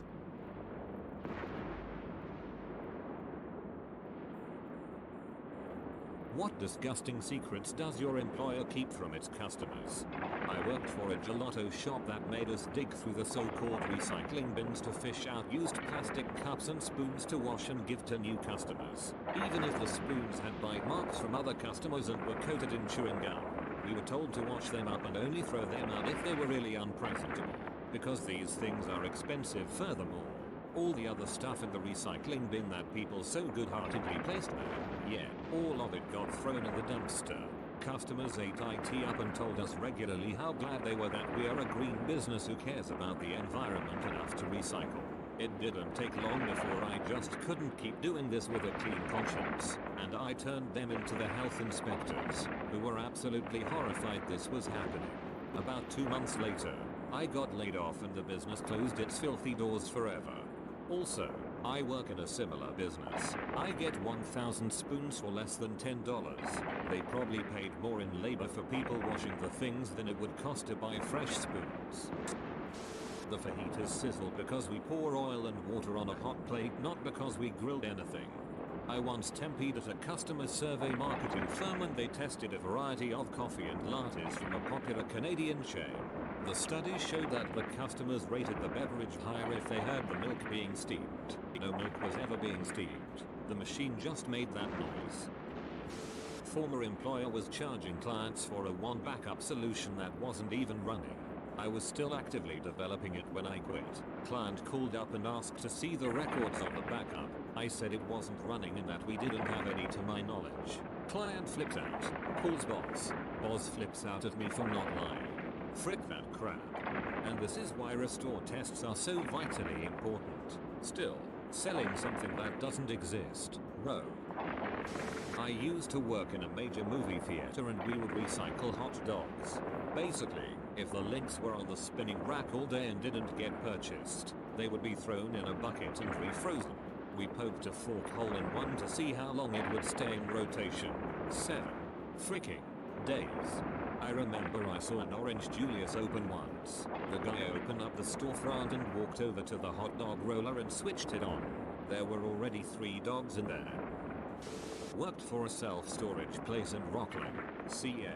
They made every customer sign a lease agreement that said that you wouldn't hold them responsible if your unit was broken into and things were stolen. I found out that we had 7-8 burglaries a year. The owners would get sued but they would always get off because they'd produce the lease agreement in court and the judge would dismiss the case. One day I came in from vacation to pick up my paycheck, and I found the owner and the manager loading up a truck with the contents from a unit that wasn't theirs. I went around the corner to an area where the fence allowed me to look in, and saw that they went to another storage space, cut off the lock, and proceeded to load up the truck with a telescope, big screen TV and some power tools. I came back the next day and asked one of my co-workers. He told me that the owners of the storage space would sell the stuff they stole from renters, and that the manager and owner did the same thing with another property that they owned in Granite Bay. I quit to go back to Sac State. I called the Rockland cops to tell them what the owners were doing, and they said that there was nothing they could do unless they were caught in the act. Tim Hortons Smile Cookies. Pay an extra $1 for a chocolate chunk cookie with a smile drawn on it. All proceeds go to local charity.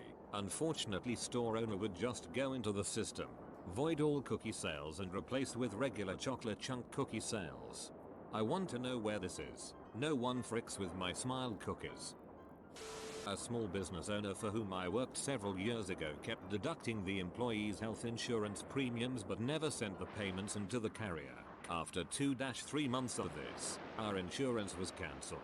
Right before one lady's teenage son was in a fairly serious car accident. She finds out at the emergency room, during what is of course an extremely stressful time, that she has no insurance whatsoever when she and her dependents had been fully covered. The next day she went into his office, very upset, to find out what happened.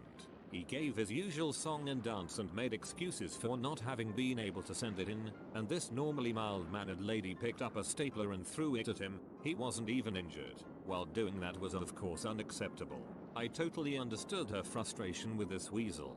He spent thousands of dollars a month of company money, coding it to company expenses, at Sam's Club on groceries and big ticket items for his house, on top of his already generous salary. Then to top it all off, he actually took her to court for the stapler throwing incident. After hearing the story, the judge dismissed the weasel's case and made a comment to the effect that if he were in the same position as her, he probably would have done the same thing. Used to sell cars at a major dealership. The unofficial sales contest was to see how much over MSRP they could sell the car for by confusing the customer on the price with payments financing, manipulation of trade value and sometimes outright fraud, like promising manufacturer rebates then not applying them. The winner for the 2 months I was there was over by $10K, selling a car that should have been $20K for over $30K. The sad part is the customer might never even know because they still got the payment they wanted.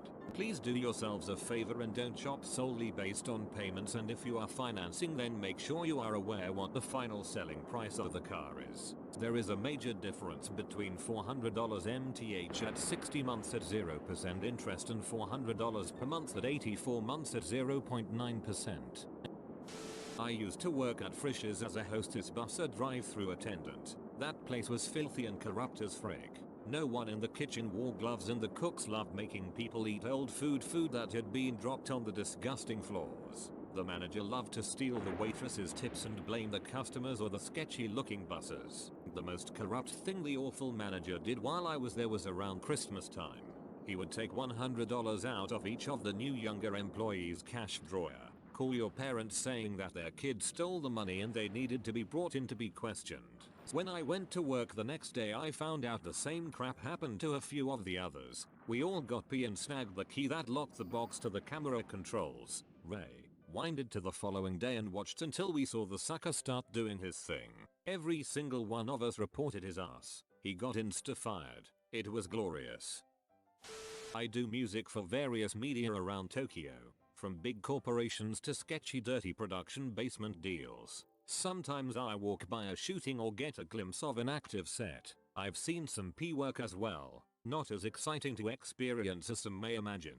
Once I witnessed a director, who is notorious for being a poopy butthole, threaten an actress that if she continued with her gloomy face during the shootings he would take her child away as he slapped her on her head. It was all very serious and cold. The look on her face as she quietly agreed with him ate into my very being. Then I thought how in a few weeks hundreds of people will sexually get off to her in that state without actually being aware of the reality of the situation. Seeing P again after that I can't help but look into the eyes of the girls and wonder what's really going on. I sure felt disgusted getting paid by the same company. We charge $150 labor to replace a battery on a laptop.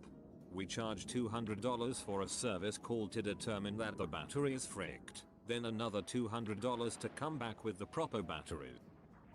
I worked for a vet in Vancouver and I ran a whole month of raffles, nail cuttings for donations and pet pics with Santa for the SPCA. When we added up the last of the money from the month, I put it in the safe. The practice owner's wife deposited the money and bought herself some new Chanel makeup. WTF. I quit in disgust. I worked at Betfair.com, a British gambling company that received 2 Queen's Award for Enterprise. It operates a world-only decent sports betting exchange. We lost all of our customers' credit card details and didn't tell them. Our exchange was broken by a rogue programmer who managed to bypass all the account balance checks and bet millions on a horse race a while ago. Oh sweet Jesus. I think I can hear the Daily Mail's comment section already. I work at a frozen yogurt shop where the raspberries are always moldy and when bugs get caught in the toppings, I have to fish them out and leave the topping there. We have a roach problem, and gnats are everywhere. Customers can see the gnats flying around the salads, fruits, and pies we have out, but I guess it doesn't disgust them enough to not come back. More than a few times customers have complained about bugs in their drinks that ended up there after they died in our ice machine. The worst was a live cockroach in someone's salad that was on the fork as they went to take a bite. Whole cooked turkey breasts and roast beefs have been dropped on the floor and served without any of the managers and employees giving two fricks. I've realized most restaurants are so much more dirty than show. But I've eaten out my whole life. I guess my consolation is that I'm probably building up some immunities to all the Ikeys out there. I used to work for a local children's charity where a good majority of the money was skimmed to pay for the owner's for-profit business. Sears pushed and encouraged to sign you up for things without the customer's consent. Phone number and email is all we need to sign you up for Shop Your Way rewards. I thought without your consent we will do it. DM tells managers to tell us to do it because it has worked so well in other stores to keep numbers up. Wells Fargo, all around shady, straight up lie to people to get them over to a banker to open up checking accounts by telling them our policies are changing and they have to do this. Making sure they have every single product whether it will actually benefit you or not. We will not give up until you have them all. One time a blind lady came up to my window with 3 separate checking accounts under her name and she didn't even know why she had them. Turns out a banker had opened them all up for her to meet quota. So once I quit WF, I moved all of my accounts elsewhere. I just want to say that if you have ever worked at a water park, it will turn you off of visiting any kind of public pool or park for the rest of your life. The crap we pulled out of those filters, man. No, just pour so many chemicals into the water that literally nothing can live in it and call it a day. Macy's doesn't donate crap to charities. They practically force their employees to and claim it as company donation. I worked at Dairy Queen. The collection box supporting children with cancer hanging out the drive-through window was a discontinued charity. My manager pocketed all the donations. Disgusting in a different sense. A nice story to balance it. The McDonald's I worked at didn't even have the key to open the charity boxes. The only person who did is a man from the charity, who takes every last penny for its intended cause once a month or so. My last job we held events and refilled premium liquor with house crap. And during events charged consumption tabs with 100 plus people, extra shots and bottles that were never ordered so the event holder can pay for something never even used at the end of the night. And that's just scratching the surface. My boss refuses to hire anybody but white women, and he uses rubbing alcohol to wipe the expiration date off of product if it expires. He just puts it back on the shelf, including dairy product. I hate him. I won't purchase anything that doesn't have an expiration date, especially things that normally have them. This happened years ago, but I was a receptionist for a chiropractor for about 6 months. One day our first appointment came in, I went in the back to look for him. I walked in on him having sex with a co-worker on the table, the same table the patient sometimes would lay face down on. I went back to the front and said, "He'll be with you in a couple minutes." God, I was disgusted. He was married with 2 young kids. I didn't work there long after that. Worked store security. There are peepholes above the ladies' changing rooms at several major retailers, supposed to be for female security agents to monitor the dressing rooms, but we had no female security agents. Lots of creepy verism fapping going on. That's definitely illegal. Private company I no longer work for. The company list of vehicles included 2 4-wheelers, a Corvette, a Hummer 2, a brand new Jeep, and oh right, a 20-feet fishing boat. Also frequently bought company furniture which he would then sell to himself, government contractor, and a weasel. To a certain extent, I feel like this should be reported. I mean, you're dealing with people's tax dollars, and waste in government needs to be controlled. I work for the state so I see it every day and do what I can to prevent it. I worked as a supervisor at a water park, and just before inspection by the owner, the director had me go around the park and paint all the rusted metal silver to look like new. Some of those bolts were nearly rusted through and were crucial to the ride's construction. That's not even remotely fun. Seriously, report the director. Valet here. I've seen a number of occasions in which rubbing compound was used to cover up mild to moderate scratches. Co-workers have stolen things out of cars, from spare change to a handgun on one occasion. If valet is an option, don't do it. Just want to add, I've never stolen anything out of someone's car. Also, yes, All valet companies are different, just like not all restaurants spit in your food. I valeted my car one time. I thought now they won't steal my crap. Wrong, they stole lots of crap. Barbers, stylists, hairdressers overdid it. Has anyone ever sat in your chair with a head so nasty that you didn't even want to touch them? What is your horror story?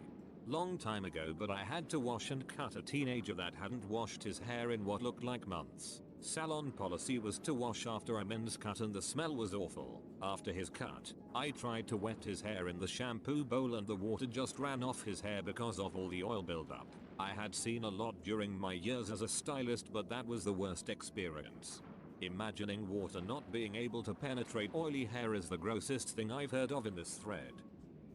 Older ladies that came in for a wash and a water wow that had a helmet of hairspray of 4 weeks old was pretty normal. Had one client that had really bad psoriasis and no hairdresser wanted to help him. He was also very ashamed, so we made the deal that he could come in after closing time. It was really bad and most of the equipment, combs, clips, eggs, were disposed instead of disinfected. As someone with this condition, thank you for not turning him away. It's not contagious at all, but can freak the heck out of people. I've been lucky that when mine has been pretty bad on my scalp, my hairdressers were still okay with working with me, but I think the longer hair helps mask the problem a bit. My sister is a hairstylist and got scabies once from a kid. Apparently the mom knew the kid had it too, just didn't tell my sister until they were leaving. Yuck. My husband is a barber. One day he had a guy come in with dreads, wanting them all shaved off. He parted his dreads, looked at his scalp and noticed it was green. He touched it and saw it ripple. Asked the guy when he'd last washed his hair. He replied, about 3 years ago. My husband realized the guy's whole scalp was covered in a layer of pus. Sent him straight to A&E to have it drained and treated with antibiotics. Bye. Horror story of mine. I used to babysit for the neighborhood. One day I got these kids that were scratching at their heads after taking them outside, but because they were playing in the sandbox together, 13 and 8, I figured that there was sand in their hair and reminded them to shower when they got home. Go to get my hair done the next day. Hair was down to my mid-back and I asked for a short bob just below my ears. Halfway through, the hairdresser stops and loudly announces to everyone in the shop, people I knew were there, that she could not continue to cut my hair because I had lice. I was so embarrassed. You could have at least taken me to the side and explained instead of making me feel dirty. If I had known, I would have dealt with it, especially if someone was gonna be dealing with my hair. I still blush when I think back on it. Sound like the time a bank teller shouted at me. I couldn't hear her through the thick glass and tiny holes drilled for her voice that I had bounced to check. The entire lobby heard her because she not only turned on her little microphone, but shouted into it as well. My dad was a hairdresser before he passed. When I was young, I had really bad psoriasis on my scalp. My dad has been the only one to ever cut my hair. Passed 3 months ago, and I can't bring myself to get my hair cut, even though it's desperately needed, in my 25 years on this planet. And I can remember a few times sitting in his chair where he was literally combing and cutting out large chunks of dead, flaky skin. It was the most embarrassed I have ever been in front of him, because no matter how many topical remedies I tried, I couldn't get it to go away. Eventually grew out of the psoriasis, but I still hold on to this moment as one of my favorite moments, where the love my dad had for me really shone through. My mother was a hairdresser in the 1960s for Vidalsasson. During the time of the beehive, customers wouldn't wash their hair for weeks. They'd just keep spraying it to keep it in place as it was such a complicated do. This meant a lot of fleas, lice, and on one occasion cockroaches that had to be washed out. For some reason this never bothered my mother all that much, but hearing about it made sure I never, ever wanted any kind of hands-on customer service job. I used to work as a receptionist at a high-end salon. One day, a lady called and asked if we had anyone who specialized in cutting curly hair. I matched her up with someone, asked the standard questions, and made the appointment, which turned out to be for her granddaughter. When the family showed up, the mother and grandmother were white, and the granddaughter was African American. They obviously didn't know, and didn't bother to learn, how to take care of the girl's hair, because it was in a giant, waist-length ponytail that was completely matted. She also had a bit of a developmental disability, and they claimed she would not wash her hair herself. I could smell her as soon as she walked in, but when the stylist got her hair wet at the shampoo bowl, the smell quickly permeated the entire salon. It was like a punch to the gut. The hairstylist had to keep coming up front for fresh air. She said giant flakes, sheets of dandruff and buildup were basically crusted to the girl's scalp and throughout her hair. The matted ponytail was the worst of it. What should have been a simple 45-minute service ended up taking over 4 hours. The girl looked great when she was done. I felt terrible for her because it was pretty obvious that her mom and grandma had no intention of keeping her hair maintained. I got the impression that they basically only took her for a haircut when things got completely out of control. I was horrified that they apparently weren't even bothering to wash her hair at home. They bought a bunch of products that the stylist recommended, but ended up returning everything a day or two later. That poor child. My hairdresser says she had one lady who brought her kid in for haircuts and the mom never brushed the kid's hair ever. So my hairdresser had to spend upwards of 45 minutes trying to comb the knots out of her squirming kid's hair. I think she eventually fired the client because it wasn't worth the cost of the kid's haircut to spend the better part of an hour just on combing. We had that happen in the salon that I worked in. Because of the way that the mom treated the little girl, we ended up calling CPS. I left that job before I ever saw any resolution. I think about that little girl all the time. I had a young man coming with his mother. He was about 8 years old and had tight curly hair. His mother asked me to shave down to a 0.00000, that is the shortest you can go with clippers. I said sure, it was my last cut of the day and I was eager to go home. I start the service and notice barely 1/3 RD in that he had a lice infestation under the tight curly hair. I mean, these guys were huge, probably why his mother needed me to shave it off. So, I discontinued the service and spent the next 3 hours disinfecting everything in sight.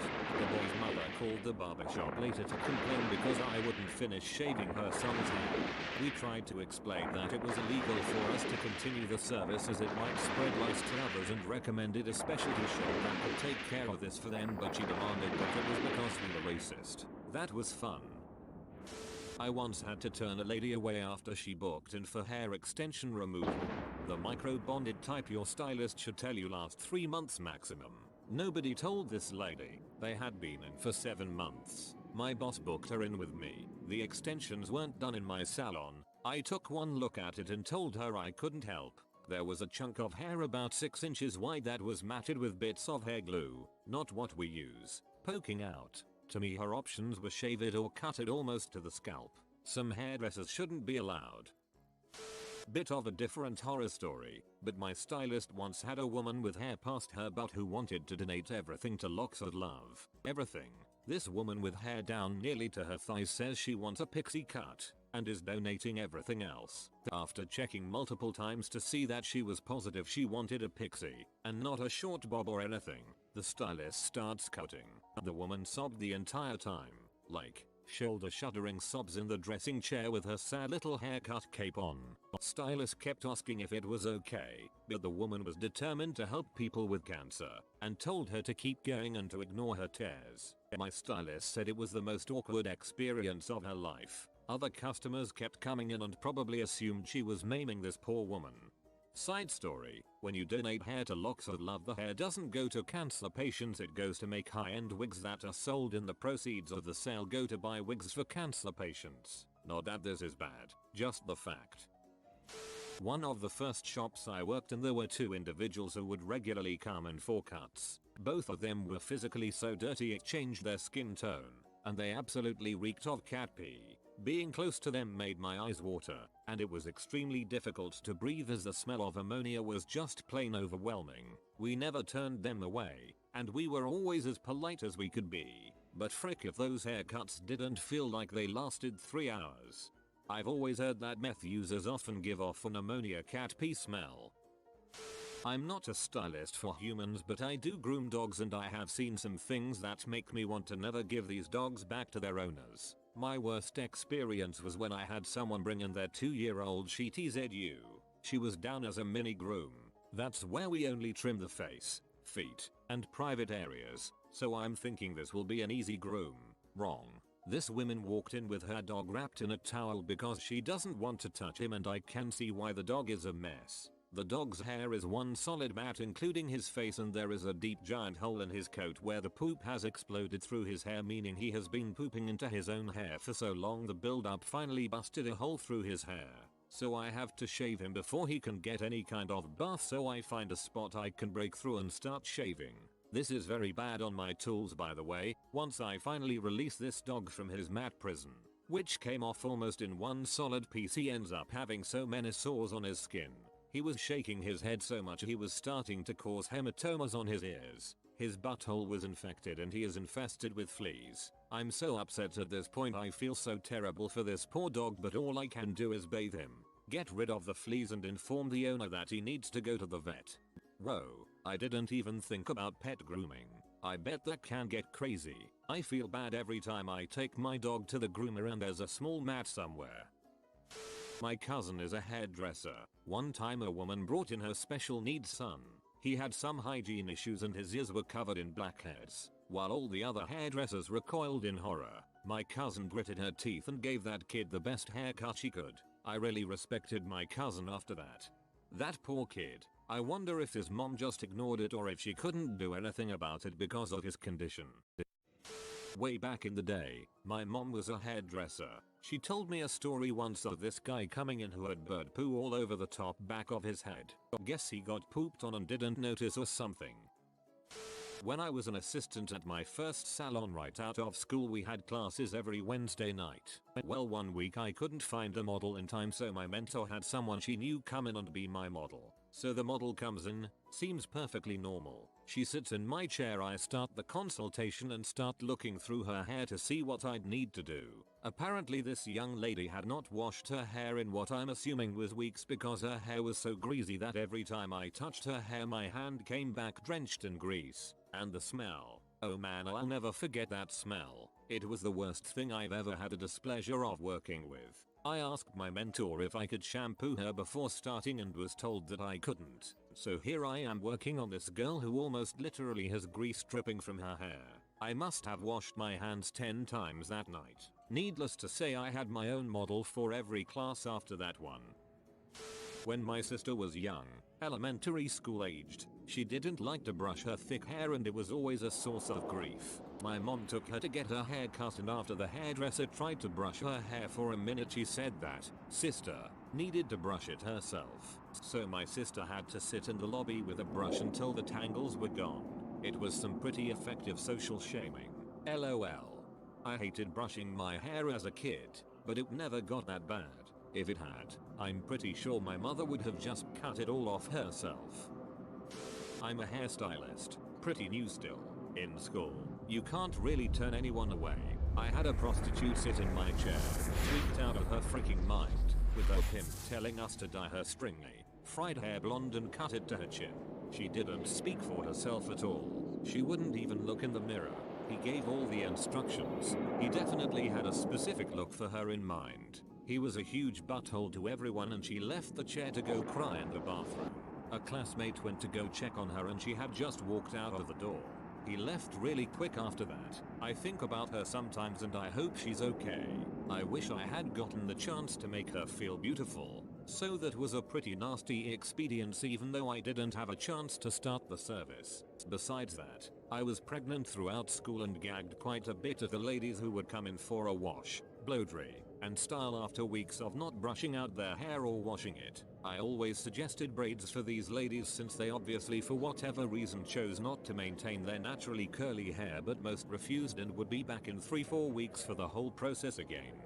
This was a very time-consuming process with tons of detangling rats' nests and dreads that invariably ended in 0 tips. There were also really creepy men that would come in for $5 cuts and say very sexual things and enjoyed the shampoo a lot. My school was basically just a mill of free labor and we had to accept every client no matter what, and it sucked. But I'm enjoying more creative freedom now that I have graduated and am in a salon. I still volunteer for events where the homeless get free cuts, and there are quite a few very dirty people there, but I don't mind because it's not a daily basis situation like it used to be, and I like making people feel good. If you are even remotely thinking that a customer is under the influence of a pimp, call the cops. He is human trafficking. 1-800-373-7888. National Human Trafficking Resource Center.